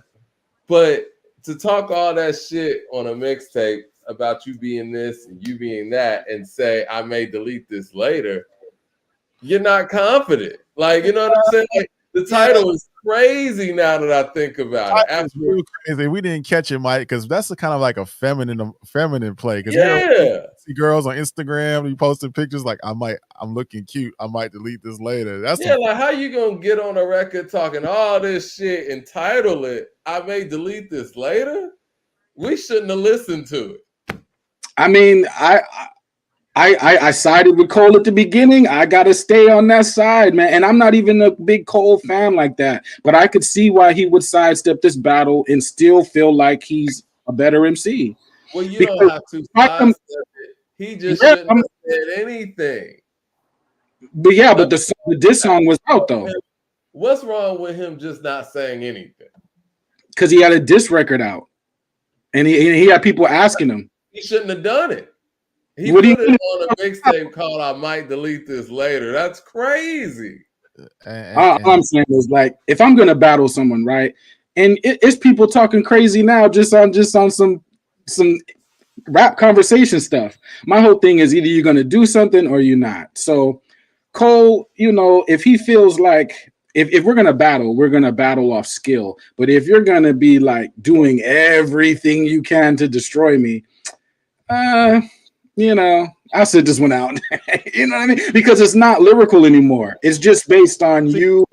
Well, what kind of shit Cole got in his closet? What kind of skeletons he got in his closet when he was this scared? But my thing now, you just say anything. It doesn't have to be true. I think I still think a lot of us included, a lot of pods that I've listened to are glossing over the fact that Might Delete Later is a diss album. We keep talking about that's what I'm saying. We keep talking about this song, 7 Minute Drill, and he's apologizing for that joint, but he didn't apologize for Pie. He didn't apologize for I'm Ready. He didn't apologize for none of these other songs. The whole record's about Kendrick mostly, except one song, the song that we thought Drake probably might have wrote. So I just it's weird, man. It's some weird shit. Christopher Homer with Super Chat says, post Manny, Wayne is a bad beat picker. Go DJ was fired. Well, could it be one of those things where he deleted what he could delete, right? Maybe the label said, no, this project's moving. You owe us a project. We ain't deleting shit. Maybe he wanted to delete the whole thing, but he could only delete one song. Well, shit, he should apologize for the other songs he dissing Kendrick on. Then, if that's the case, I don't think there's a bad situation with J. Cole and Rock Nation or anything. I mean, I wouldn't know anyway, but I don't think it's Rock like. Nation, what are you talking about? What are you talking about? Oh, I'm saying something about like you said something. Work in Rock Nation. That's what you was trying to flex real quick. No. No, you said something about the label having an issue with might delete later. Did you say that?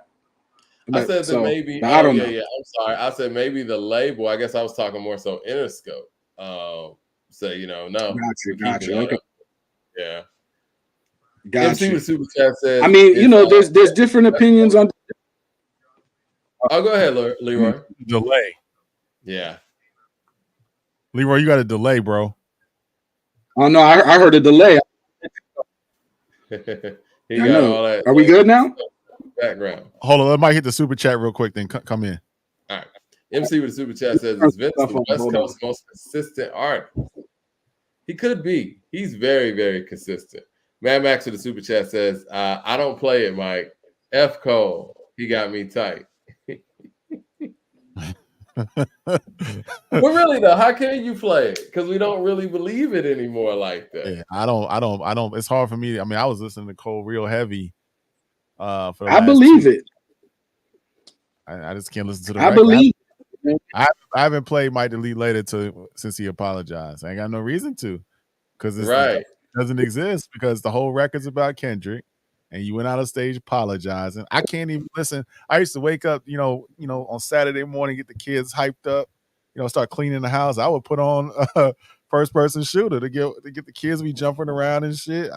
They say, "Daddy, why don't you play that song no more?" I just can't play it, man. It don't hit itself. I think Might Delete Later is for all the MCs, not just Kendrick. It's for anybody that want it. And yes, he apologized, but I think in his mind, he's thinking a battle means battle. Now, in their mind, they're thinking a battle means bringing your wife, bringing your kids, that may not be his idea of what a battle is. You know what I mean? So I hear everybody, but we're gonna sit up here and act like we ain't never apologized. I think no. I'm just saying it was the way it was done. Yeah. Right, but Leroy, if I walk up, if I see somebody, right, and I'm very apologetic, I slapped them, I punched them, I kicked them, I throw them out the car.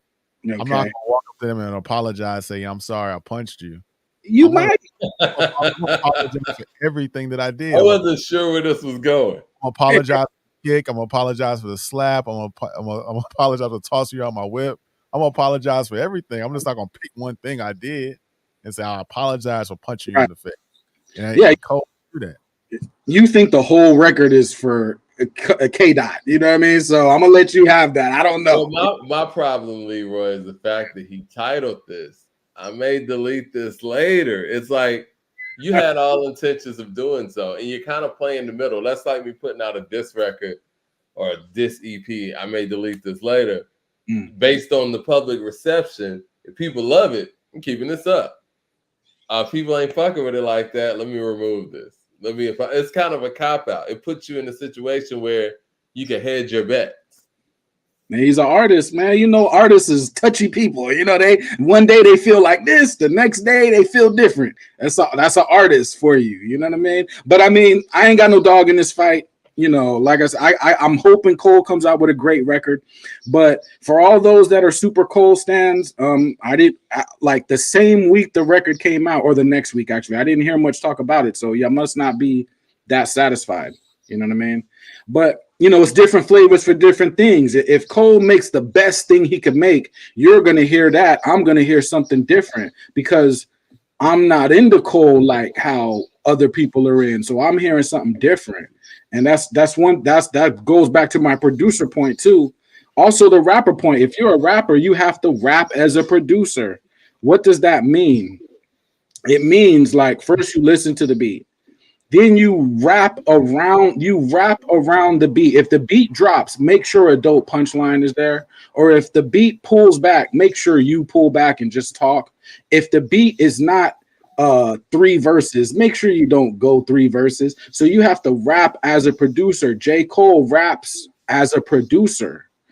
Eminem raps as a producer. The words fall in the beat perfect because they rap producers. Alchemist raps as a producer. You know, so these are important. It's a big difference between rappers who do that and rappers who just rap and just pick any beat. There's a big difference. It's funny you say that. Kanye West does a great job of that as well as a producer, where he's able to pick those spots and you know he's gonna do like one of those, you know, beat drops. It's like when he get on, leave your ass for a white girl. Like that is right. Vocal production in a sense. And yeah, when you think about the producers that jump on the track, they usually sound the best on their own track, whether they're lyrical or not. That's a whole nother thing. I always thought Manny Fresh was on top, you know, of his flow and everything. So yeah, all right. I want to know what your 20 Nas records are, Leroy. Hold on before we go there. Let's tee it up, Mike. Let's tee it up. Tee it up because we got to tee it up. We got to tee it up. We got to give it its proper context, right? Yes, sir.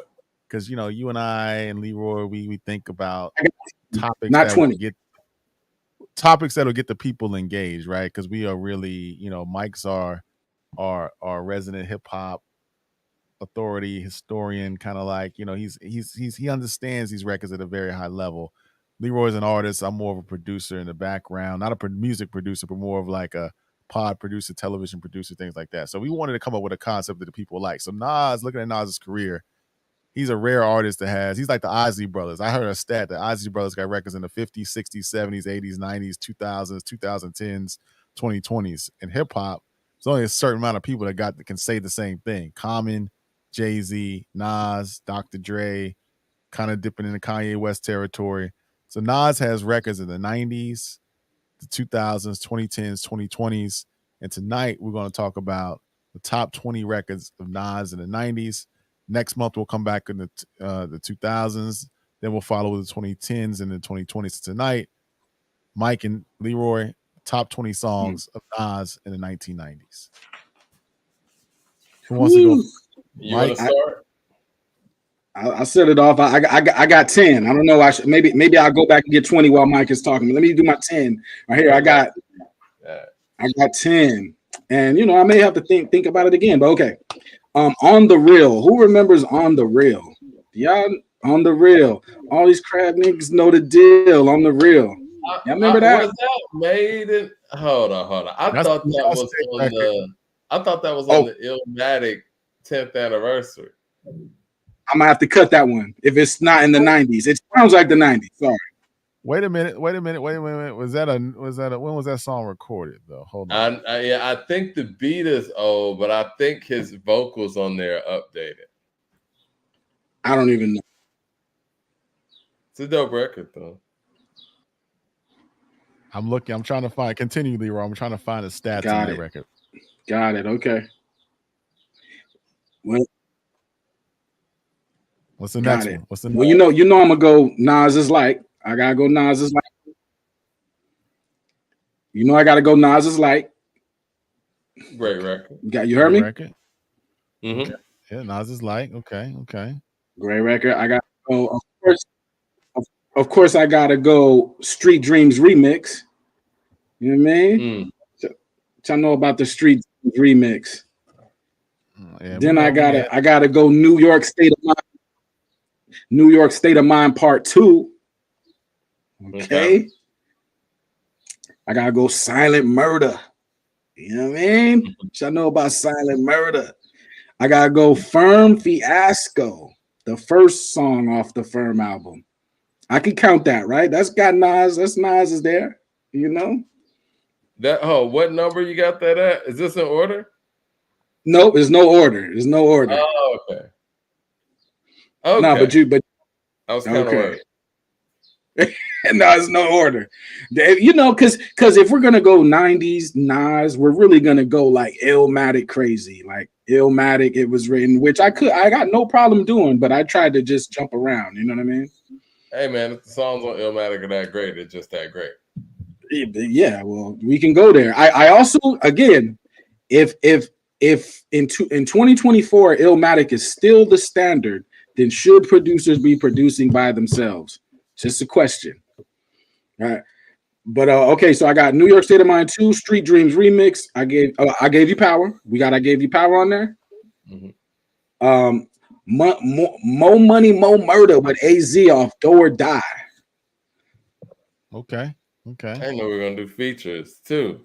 But hey, Last Words off Nostradamus. That's a dope song.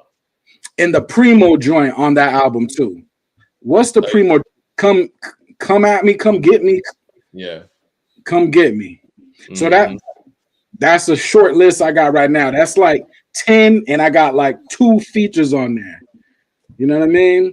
So all right, well, here's my 20. Since we're not doing it in any order. But you know what? If I was gonna put it in order, Mike, do it in order. See, oh, okay. All right. In order, my number 20, I got Hate Me Now. Okay. Yeah, number 19, I got Live Nigga Rap. Number 18, I got Shootouts. 17, New York State of Mind Part 2. Oh. Yeah. I mean, New York State of Mind Part 2 is great. I mean, he just has so many great songs, man. Like, yeah, I get it. 16, Suspect.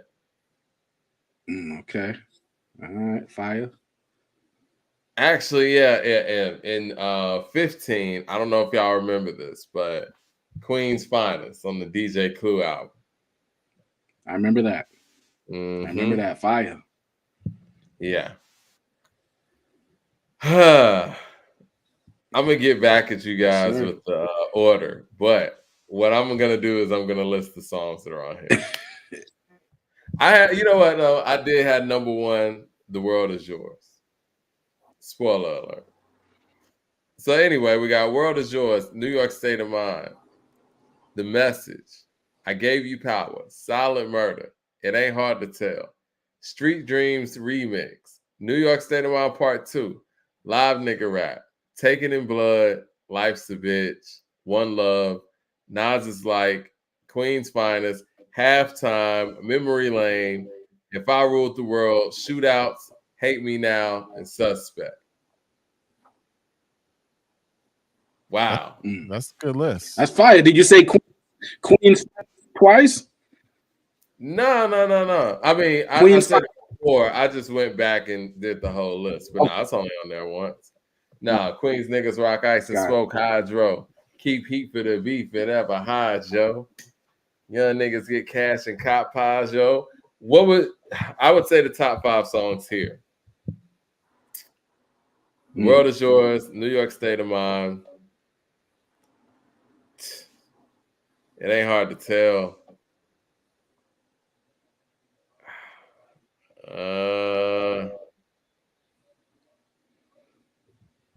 Taken in Blood. Taken in Blood. Fire. Memory Lane.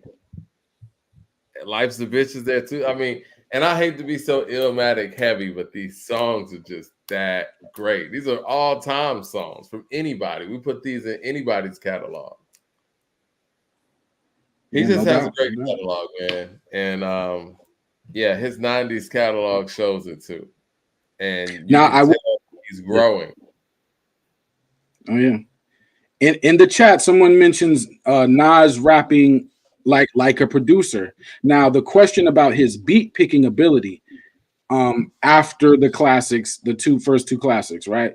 Is Nas rapping as a producer would rap, or is he rapping how he just wants to rap? And maybe that led to some of the claims of bad beat picking. Yeah, to your point, when people talk about him being a bad beat picker, they're talking about how he doesn't sound right on said beat. because even the "You Owe Me" beat, it's not a bad beat, to be honest. You Nah, know what I mean? He just didn't sound like we wanted him to on it. it's It's not a not a bad. bad. No, it's not, because you can hear that. They'll play that song in the background of a radio commercial or whatever. It's just fire. Anybody would have picked the "You Owe Me" beat. There's nobody in rap at that time that would have heard that beat and said, "Nah, I'm good, Timberland." I'm good. It's just what they did on it that Right. people have the problem with. Foul Breeds is incredible. Another unreleased Nas gem. I mean, the thing about his 90s career is he has so many lost gems in that time period. Yeah. Well, I think Nas is just rapping. I don't think he's putting any consideration. Now, again, this doesn't make it someone better or worse. It's just a style. But I don't think Nas is putting much consideration onto what the music is doing. I think now with like Matt these days he might do that. Back then, I think he was just rapping. Bricks with the chat says, no Nas is like. Yeah, I got Nas is like there. And you know what? Nas is like could actually be number 3 or 4 on my list. Because I could put The World Is Yours, New York State of Mind. I mean, do you guys think that Nas is like is better than It Ain't Hard to Tell?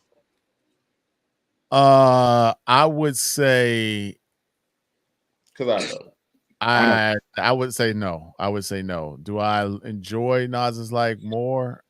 I listen to it more. If you were to check my phone and look at my Apple Music, my Spotify, Nas is like probably has more plays than It Ain't Hard to Tell, but I don't think it's a better record.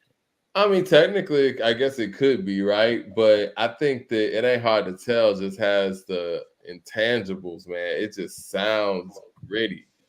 He's a better rapper on Nas is like, and shit. Somebody could say the beat is better on Nas is like, but it's just something about that moment where It Ain't Hard to Tell where it's like haunting. Well, I only needed to hear 1 second of it. It's not hard to tell to already call it classic. I only needed 1 second because if you're playing Human Nature, I can't argue with anything you do after that. So you ain't even got to let me hear the song. You can just say I sampled Human Nature, and I'll be like, yeah, it's a classic. Like, yeah, man. I mean, you can never flip Human Nature wrong. You got to be a bad beat maker to mess up Human Nature. Exactly. Nas is classic Primo, but Nas is going crazy on there too, and they're kind of in the same vein lyrically, but I'm giving Nas is like a slight edge, barely edge over It Ain't Hard to Tell. So, what do you have as your top Nas records? Yeah, let me cook. You know, I did have a feature, but I don't want to cheat. I had Live at the Barbecue on there because it's Live at the Barbecue, Large Pro. That verse that Nas did was just crazy. But let's just take that out. I'm gonna try to go in order here. I'm gonna say live and rap. I got Come and Get Me, Come Get Me. I got Blaze of 50 from the Lost Tapes. I think that was recorded in the 90s. So I'm gonna say Blaze of 50. Cheating, but okay, you're right. I'm gonna say Taken in Blood. I'm gonna say Street Dreams. I'm gonna say If I Rule the World. I'm gonna say I Gave You Power. Now we get into the It Ain't Hard to Tell. Now we get into the meat. I think I'm at 10 now. So let's just go 10. I want to say You Gotta Love It off the Lost Tapes. I think that was recorded in the 90s. I think that was recorded in 1997. Over It Ain't Hard to Tell? I like You Gotta Love It, man. I guess this is my personal, and it's not a better record, but You Gotta Love It's a dope record, man. Mm-hmm. You know, it's a dope record. Somebody said, back to Leroy's point, on the real, someone said that was recorded back in the 90s, so that technically counts. So he might have re-recorded his vocals, but I think he recorded in the 90s. And on the real is a dope record. On the real, bro, gotta love it. You gotta. Then it gets tough. So You Gotta Love It. Then I'm gonna say Shootouts off of It Was Written. I mean, that's from a storytelling perspective. I mean, that's one of the most underrated. A lot of people don't talk about shootouts like that, but shootouts is dope. Track Masters. Trackmaster, shout out to them. Then we got Memory Lane. Then we got Life's a B. Then we got New York State of Mind Part 2. Then we got Silent Murder. Then we got The World Is Yours. And then we got New York State of Mind. That's 20. Silent Murder is my personal favorite now. So that's 20. That's 20. I'm going to recap again. You know, New York State of Mind, Shootout, Silent Murder, The World Is Yours, New York State of Mind Part 2, Life's a B, Memory Lane, Gotta Love It, I Gave You Power, Nas is Like, If I Ruled the World, Street Dreams, Halftime, Ain't Hard to Tell, Taken in Blood, Nas is Like, sorry, Blaze of 50, Come Get Me, Live, and Word Rap. Oh, you went back. Okay, I got you. Went backwards. Well, no, it's a great list. Great artist, great catalog. I mean, to think that Made You Look is probably one of his stronger songs. I mean, Made You Look was included in this conversation. To me, it'd be top 5. And he did that in the 2000s. I think it's his best single, my personal opinion. It is, man. And we just in the 90s. Well, next month in June, we're gonna do the 2000s, you know. So I mean. Oh, okay. For Nas, or we gonna do that for another artist? Now we're gonna do for Nas. We're gonna do a 4-decade retrospective of Nas, man. We're gonna do it for Jay-Z next. We'll do it for Jay-Z next. Then we'll do Dr. Dre at some point. Then we'll do Ye. Then we'll do Jay ain't got 4 decades yet. What you mean he don't got 4 decades? Huh? No. What? Yes. He ain't rapping last 10 years. He ain't got no albums, man. What's going on? 90, the 2000s, the 20s. What he got in 2020s? In the 2020s. Yeah, you might be right. The 2020 was the last one. He ain't got no records after 2020. He got 4 decades. Let's got no albums. No, he got a load of verses though. What songs did he have 2020 to now? You know, the chat's gonna roast us. Now we got to bring Jay in the conversation. I was just saying, I was giving the audience a preview of what's to come. Now we got to talk about this. Was be a Nas show, but now we talking about Jay. But let me look. No, I was just saying he don't have 4 decades. You ain't have to smoke for Dr. Dre earlier, but okay, let's go to. I think like Nas objective. Like Nas, what else can Nas do, and what else can Jay do? Like, what can he do that you haven't already seen him do? Same with Nas. Like, is he gonna do something you ain't seen before? Now, if this album is better than Illmatic, which I'm going there. You know, because if someone's going to make a better album than Illmatic, it should probably be Nas. That makes the most. What are you saying though? Like, I'm saying overall though, they've all done. The reason why Jay don't really have to come outside or Nas is because it's like, well, what am I gonna do? That his haircut. I got his haircut outside. The boss got a haircut, but what? Well, I think musicians make music. You know, like it's just bare bones to that, right? A musician or artist or an entertainer or whatever you want to call it, they make art. And truthfully speaking, Jay has made an album since 2017. I don't see how you guys can give him a 4th decade. Yeah, I can't. I stand corrected. His last album, 444, was 2017, and I don't think he has 20 verses since 2020. So the only people we really can do this for, and be fair, we'll do the Nas series, 90s, 2000s, 2010s, 2020s, and we can do Common, and maybe we can do Busta. But other than that, I don't think we can do anybody else. I think if people were to count songs we're talking about, they would lose count because there's too many records. What about KRS? I'm down for that. I'm down. KRS has done it in the 80s, 90s, 2000s, 2010s. I think he dropped something in the 2020s. KRS probably dropping something right now while we on this show. Yeah, You know what I'm saying? Can't knock that. Right. But yeah, I think we do need to celebrate those artists to do that, and we can start with the people who have 4 or more and kind of work our way down. You can do that. You can go with, does Eminem got your man Eminem? You know what I mean? Eminem's been in it since 90, so he got the 90s, 2000s, 2010s, and he hadn't dropped anything in 2020 yet, beyond this decade, but I think he's going to be dropping the album pretty soon. No, yeah. Well, yeah. What do you expect from this single Friday? You see, I try to expect good and the best because I don't want to expect bad and then get my confirmation. You know, but the thing with M is this, right? I go to M for the rapping. Now, to your point about the rapping fast, I do get that point as well. I'm from an era where that wasn't always a thing. It was a Twista thing. You let Twista do it. If you ain't Twista, you leave it alone.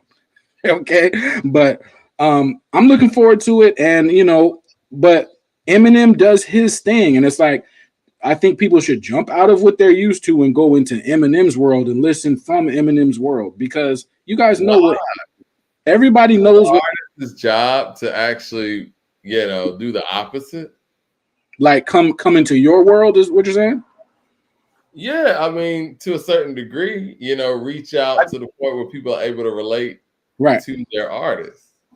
My whole thing is this: like, do y'all like pop music? Now, a lot of y'all are gonna front and say no when I know you do because you grew up on it. You grew up, so I know you do.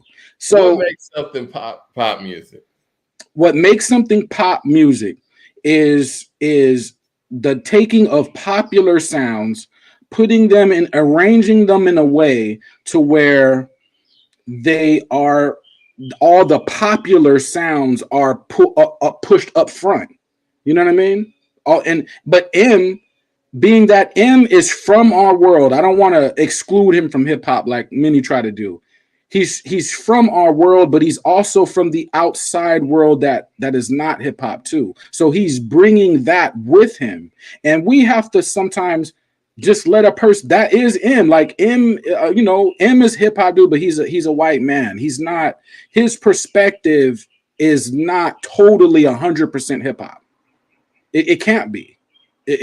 How, you know what I mean? So he's coming in with two perspectives at once, and I'm not just making it a race thing. I'm making it if you're a white man and you're hanging with folks and you're listening to the sounds of certain areas that are multicultural, it's not just hip hop. It's going to be a little pop music. It's going to be a little country. It's going to be a little rock. It's going to be some R&B. So all of that gets pulled in with, you know what I mean? So I'm looking forward to it. I think a lot of hip hop heads are going to pick it apart, but it's like, I got to give him credit for it standing on lyricism. I don't enjoy all of his albums. I don't enjoy all of his songs. I can admit that. But he tries to stand on lyricism. I gotta respect that. You know what I mean? I think that he kind of tries a little bit too hard sometimes to show off the lyrical gymnastics. I equated it to Busta Rhymes rapping fast. Like, you're better than that, Busta. You don't need to just whatever. With him, I think that he's been trying to prove to everybody that he's such a supreme lyricist and prove all of the bloggers and all that right about his syllable breakdowns and things of that nature. He's not really focused on making the best song. And it's like the best songs and even his best songs didn't come from when he was doing all this lyrical gymnastics and had like all types of couplets and triplets and all these different syllables in a song. Like, we don't really care about that to that degree. And I think the segment that really does isn't really versed in their hip hop. They can't be, because at that point, if you're on that page, you're not going to listen to a Trick Daddy. You're not going to listen to a Tupac even. And I think that really limits your scope of what you call hip hop and what you hold high when it comes to lyricism. And I know Eminem knows that there's more to emceeing than just the yada yada blah blah blah and all that stuff, because he is a great songwriter. He's proven that in the past. But now is the time to lean on your songwriting abilities and not go out there and continuously trying to rap stuff that could be considered gibberish. Stephon Young with the super chat says it's trash. We done with him. But it comes out of that school of Dr. Dre. Dr. Dre is very complicated. It would drive me crazy doing a song with Dr. Dre because I'm not going to sit there for 10 hours going over one verse. But that's the school M comes from. So yes, it's very rapidy. I don't believe that he has Eminem go out there and rap 10 verses. I don't believe it. But what I mean is, and why I got Dre over Kanye, right? And Dre and M are the same. It's just they make two different sounds. Dre makes beats, M makes rhymes, but their mind works the same. What I mean is, it's mathematical. They look at music as math, and everything is dropping on particular numbers, and you know what I mean. So it's very precise, and I think that's how M approaches it. So when you have someone who works like that, you can either love that song or really hate it because it's so much going on. It's ridiculous. You know what I mean? I think that Dr. Dre's engineering sets him apart for sure.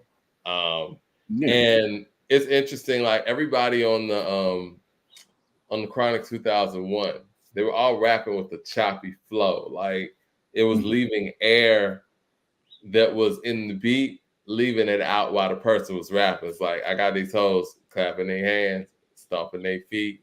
It's like pause. Every now and then they put their mouth on me. Nowadays, a nigga like me can't even call it. Pause. And then so it's like all of that was going on 2001. It's like Top Dog, bite them all. Yeah, I'm burning it up. Pause. DP, DC, you should be. And I think Dr. Dre directs that. But when it comes to him, he's like, he don't do any of that stuff. He's like, sorry, Dre, I want to tell you this shit right now. What the fucking weed is in me?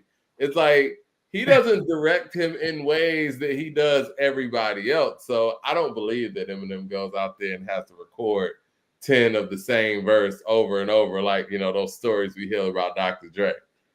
Yeah, but I like that you caught the pausing though, because the pause is music too. Silence in a beat is music because that silence plays on the beat.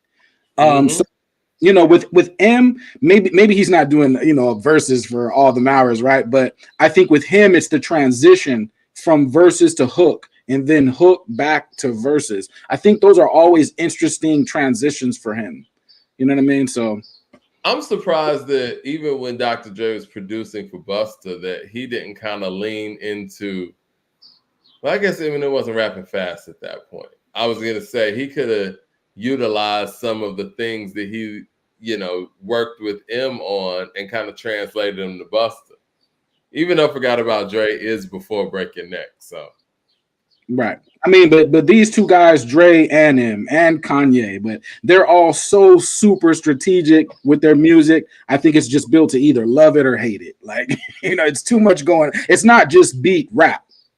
That would make it easy for everybody. You know what I mean? Well, what Kanye didn't do that a lot of producers do is he didn't allow the fans to put him in a box. If it was up to the fans, he would have still been doing soul samples. They wanted that sped up soul sample sound.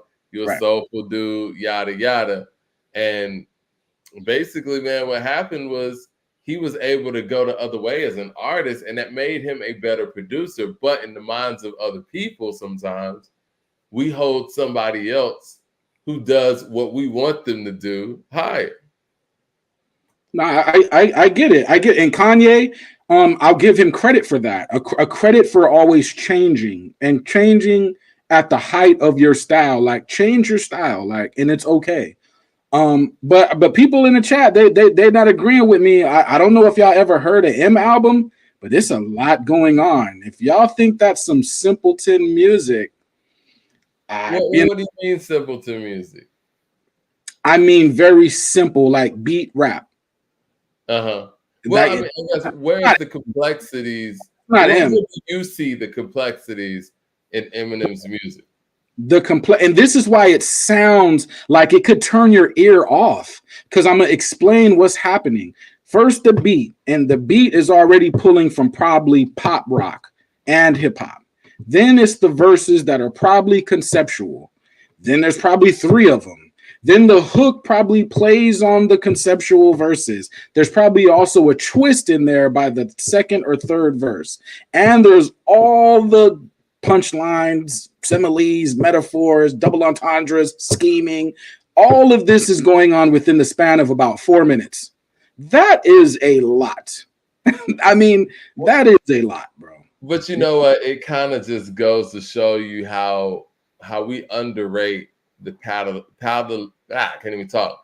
Palatability of records. Like you could be doing all of those things, but if people don't really take in and understand what you're doing and can appreciate it, how effective was it? I think Andre 3000 is a king on that, where he can go out there and do some complex things, but it's not so far where nobody understands it.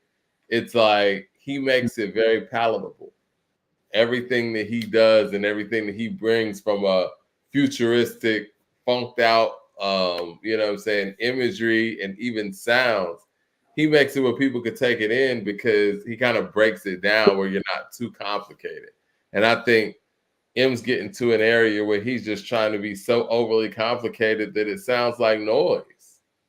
But sometimes that's going to happen. And you got some people that are good at delivering highly complex music and people that are not always as good. You know what I mean? But I think, M plays to who he plays to. When I listen to M, again, I'm hearing a different audience and what they relate to.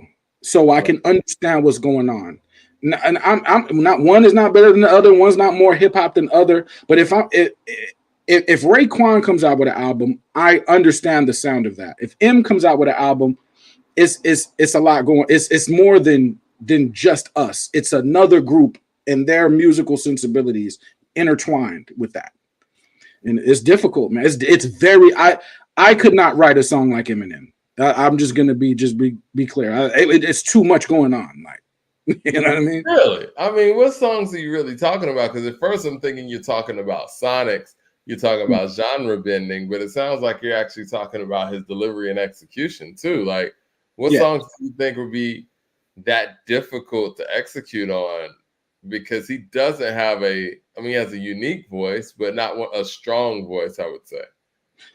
Okay, so and like one of my favorite songs from M, and again, I'm not the hugest M guy. Like I listen to M once in a blue moon, but 3 a.m. right? So he's rapping as a murderer, something he's done many times, right? But it's kind of a strange character, and it's just a lot going on with that. I mean, I thought that y'all knew Eminem's music, man. You know what I'm saying? Y'all gotta know it's complex. Is it really simple to y'all? Like, is it really like it's just cut and dry and not a lot going on, or what? Because I mean, like, the when he did the record about what happened in Vegas, right? The mass tragedy in Vegas. So he had to rap all that out. That's like a constant scheme of double entendres. That's like 100 entendres all schemed together to tell a story. That is too crazy. Like, I'm not doing that. That's, you know what I'm saying? Like, that's too crazy. Like, well, maybe that's his lane though, and you can really dig deep into the nerdy rap if you're not trying to make it where people can dance to it, bob to it, because people can't do any of those things to these records, and he's okay with that. But it seems like his records are to showcase what all he can do with words as opposed to the music that he can make. They are. Eminem's music is to showcase every single skill he has. And that must be a headache. Like the skill he needs to focus on is making the songwriting part of it. You just want to hear a good song. Like, I just want to hear a good song. Like, I don't want to hear that babbling stuff. Right. And I think M is like, no, I'm gonna take this song and use every skill I've ever worked. You know what I mean? Like and the songwriting now is more about how many syllables he can fit into something, and it's like that's for a different type of listener. That's not for somebody who puts on some hip hop music so they can, get their day started, or they can vibe, or they can, chill out with their friends. I appreciate that because he challenges his listeners. I'm gonna say that he challenges his listeners to raise the bar high, like make sure that bar is raised high. a lot of some of the other MCs, they get in a bag and they get real comfortable. Like they're not gonna try too hard. They're gonna go do their thing, do their 1-2, get out. They're not trying to say, okay, here's a bar. Now I'm gonna reach that bar, and you try to reach it.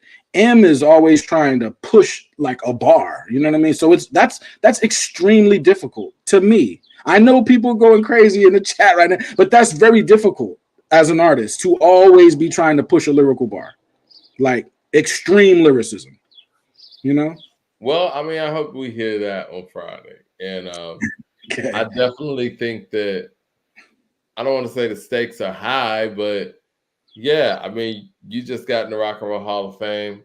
The song kind of has to be good, but I think he's graduated now from that whole rapid fast thing where you doing that to get attention or sound like you're the person that had the best verse on whatever song.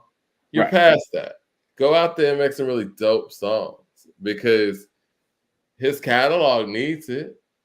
He needs like one of my favorite songs that he made, Survival of the Fittest. Like that song is tight.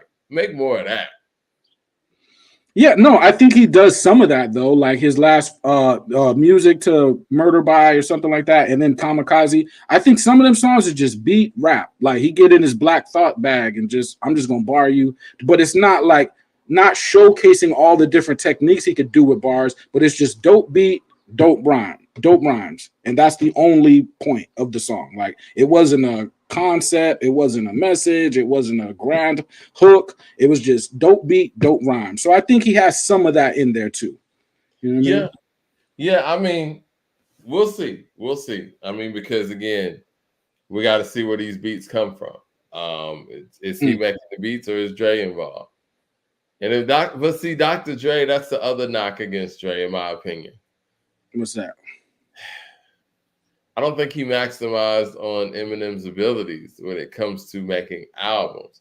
They did the safe thing. They did what they knew would sell at the time because of who M's audience was.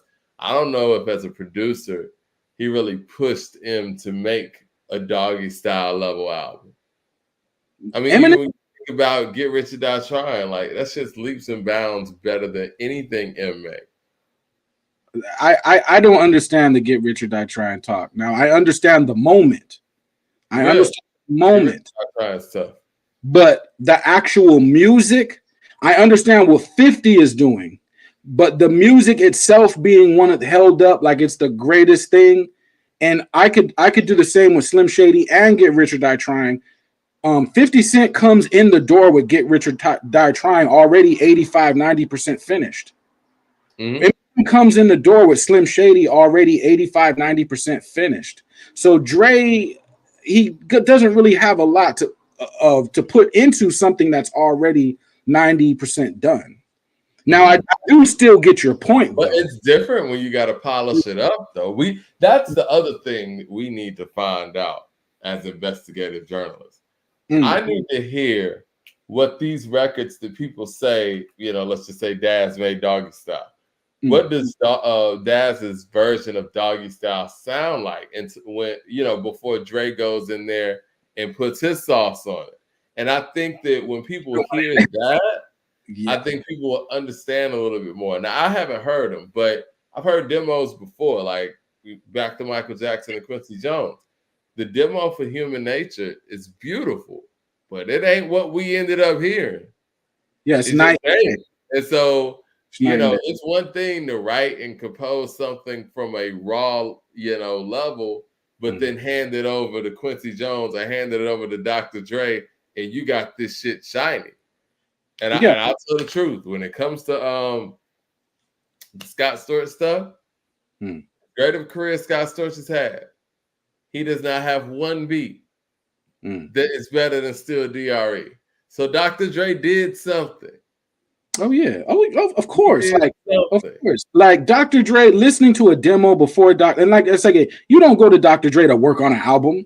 You go with your album already done. Like that's how you get in the room with Dre. The album's already. That's what Tupac, and Dre clashed.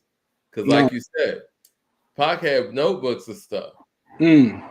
But Dre doesn't work at that pace. No, and I think Dre to Eminem's point, or your point about Eminem, I think he saw the opportunity in M, but Dre also saw that he was different from M. Like, I could try to step into your world, but I'm from another world that likes a different sound. So let me just let you do you. And I think M was like, well, I really don't know what me is. So I think after the success of his first album, he got to go back to 8 Mile and really get a sense of what's him. And I think he brought that sound himself. I think Dre knew that he couldn't really tell M or craft a sound for M like that, because Dre comes from a different world, NWA. M would probably make better beats for himself. And he probably went in there, tweaked them, engineered it, and did his thing to it. But I mean, it is what it is. Like Dr. Dre, he doesn't really produce a lot for Kendrick or M, really. And like you said, you got to kind of come with your album in hand and have him polish it up. I think where Pop thought that he was going to jump in the studio and him and Dr. Dre was going to get to work. And then when that didn't happen, he felt the way about it. It's like, man, we out here working. What he said in that video? He's like, whatever that nigga said last, that's the hook. You know what I'm saying? We're just going to keep it going. Dr. Dre would never work like that. Right. There is a science to both. There is a science to recording music without thinking about it. And I'm not saying Pac wasn't thinking, but I'm saying if Pac gets in the studio and he's in there for 20 minutes and the song is done, right? How much thinking did he really do about that? But there's a science to that, because he's going to go back a week later and pick through 10 different songs. So he's going to have gems in there. And there's also a science to slowly working on music too. Dre will work on the same song for countless hours, but there's a science to that as well. So, Mad Max with the super chat says, because Dre has soul and Dot and M don't. Well, on that note, man, we're going to get up out of here because Ron popped back up, man. Yeah, we were going to get out of here in a second because we're waiting to hear what this song sounds like. It sounds like Leroy's trying to sell you guys on what this song is. Yeah. I mean, I can't wait to hear it Friday. I'm probably going to jump online real quick and speak to it for on a short or something like that. But I don't know. There's a couple white artists that are coming out on Friday, Eminem being one of them. The one I'm excited about, the one I want to hear, is this one right here on the screen. I mean, the video for Black and Whites was dope. I mean, Big Hit got off on it. Hit Boy started to join off. He got off on it, and Alchemist. I like Big Hit. I do too. And all of them was spitting. Alchemist, his last verse was dope. Hit Boy's verse was dope. I mean, it's a dope. I think it's gonna be the album of the damn, maybe the other year. I really think so. Okay, stand on it. All right, well, we're gonna see. Alchemist was going crazy. Alchemist been outside already going crazy because that Gang Green album goes crazy. And Alchemist sound is a particular sound. It's not M, but what I'm saying is them two have a particular sound. Either you like it or you hate it. Like, we love Alchemist. There's some people that probably listen to that and be like, what is this? So, but I'm looking forward to that too, though. You know what I mean? Well, I can't wait to talk about that new music on Monday. And yeah, man, y'all hit like and subscribe. We got something special planned for you guys. Be on the lookout, man. We got some dope original content. And the Weekend Rhyme has just been rocking it out, man. You guys are killing it over there. It's a beautiful thing. And that, I mean, this show is gonna be crazy. The hip hop movies, the best hip hop movies of all time. We talk about a lot of joints. That's coming either this week or next week. We got the best hip hop movie soundtrack. We got the best actor, the best actress, the best villain, the best scene stealer, the best movie poster. I mean, the A2HH Movie Award. Yeah, something like movie awards, man. It got some surprises in there, man. I don't want to give nothing away too much, but shout out to the film South Central. A lot of folks sleep on South Central. OG Bobby J. You know what I mean? We don't talk about South Central much. South Central's dope. We don't talk about New Jersey Drive too much. We don't talk about Breaking enough. We talk about Beat Street and we talk about Crush Groove, but we forget about Breaking. So we gonna show Breaking some love.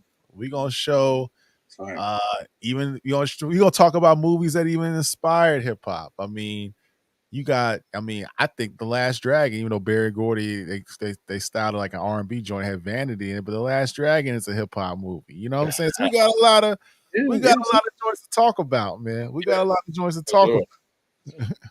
All right, everybody, man, hit like and subscribe. We're gonna see y'all at the end of the week at some point, or at the top of the week, however it works. I'm looking forward to this big hit boy Alchemist. And yeah, man, signing off, guys. Hit like and subscribe. Y'all got any closing things to say? I'm here. Till next time. I'm with you. Yes, sir. Peace. Peace, y'all.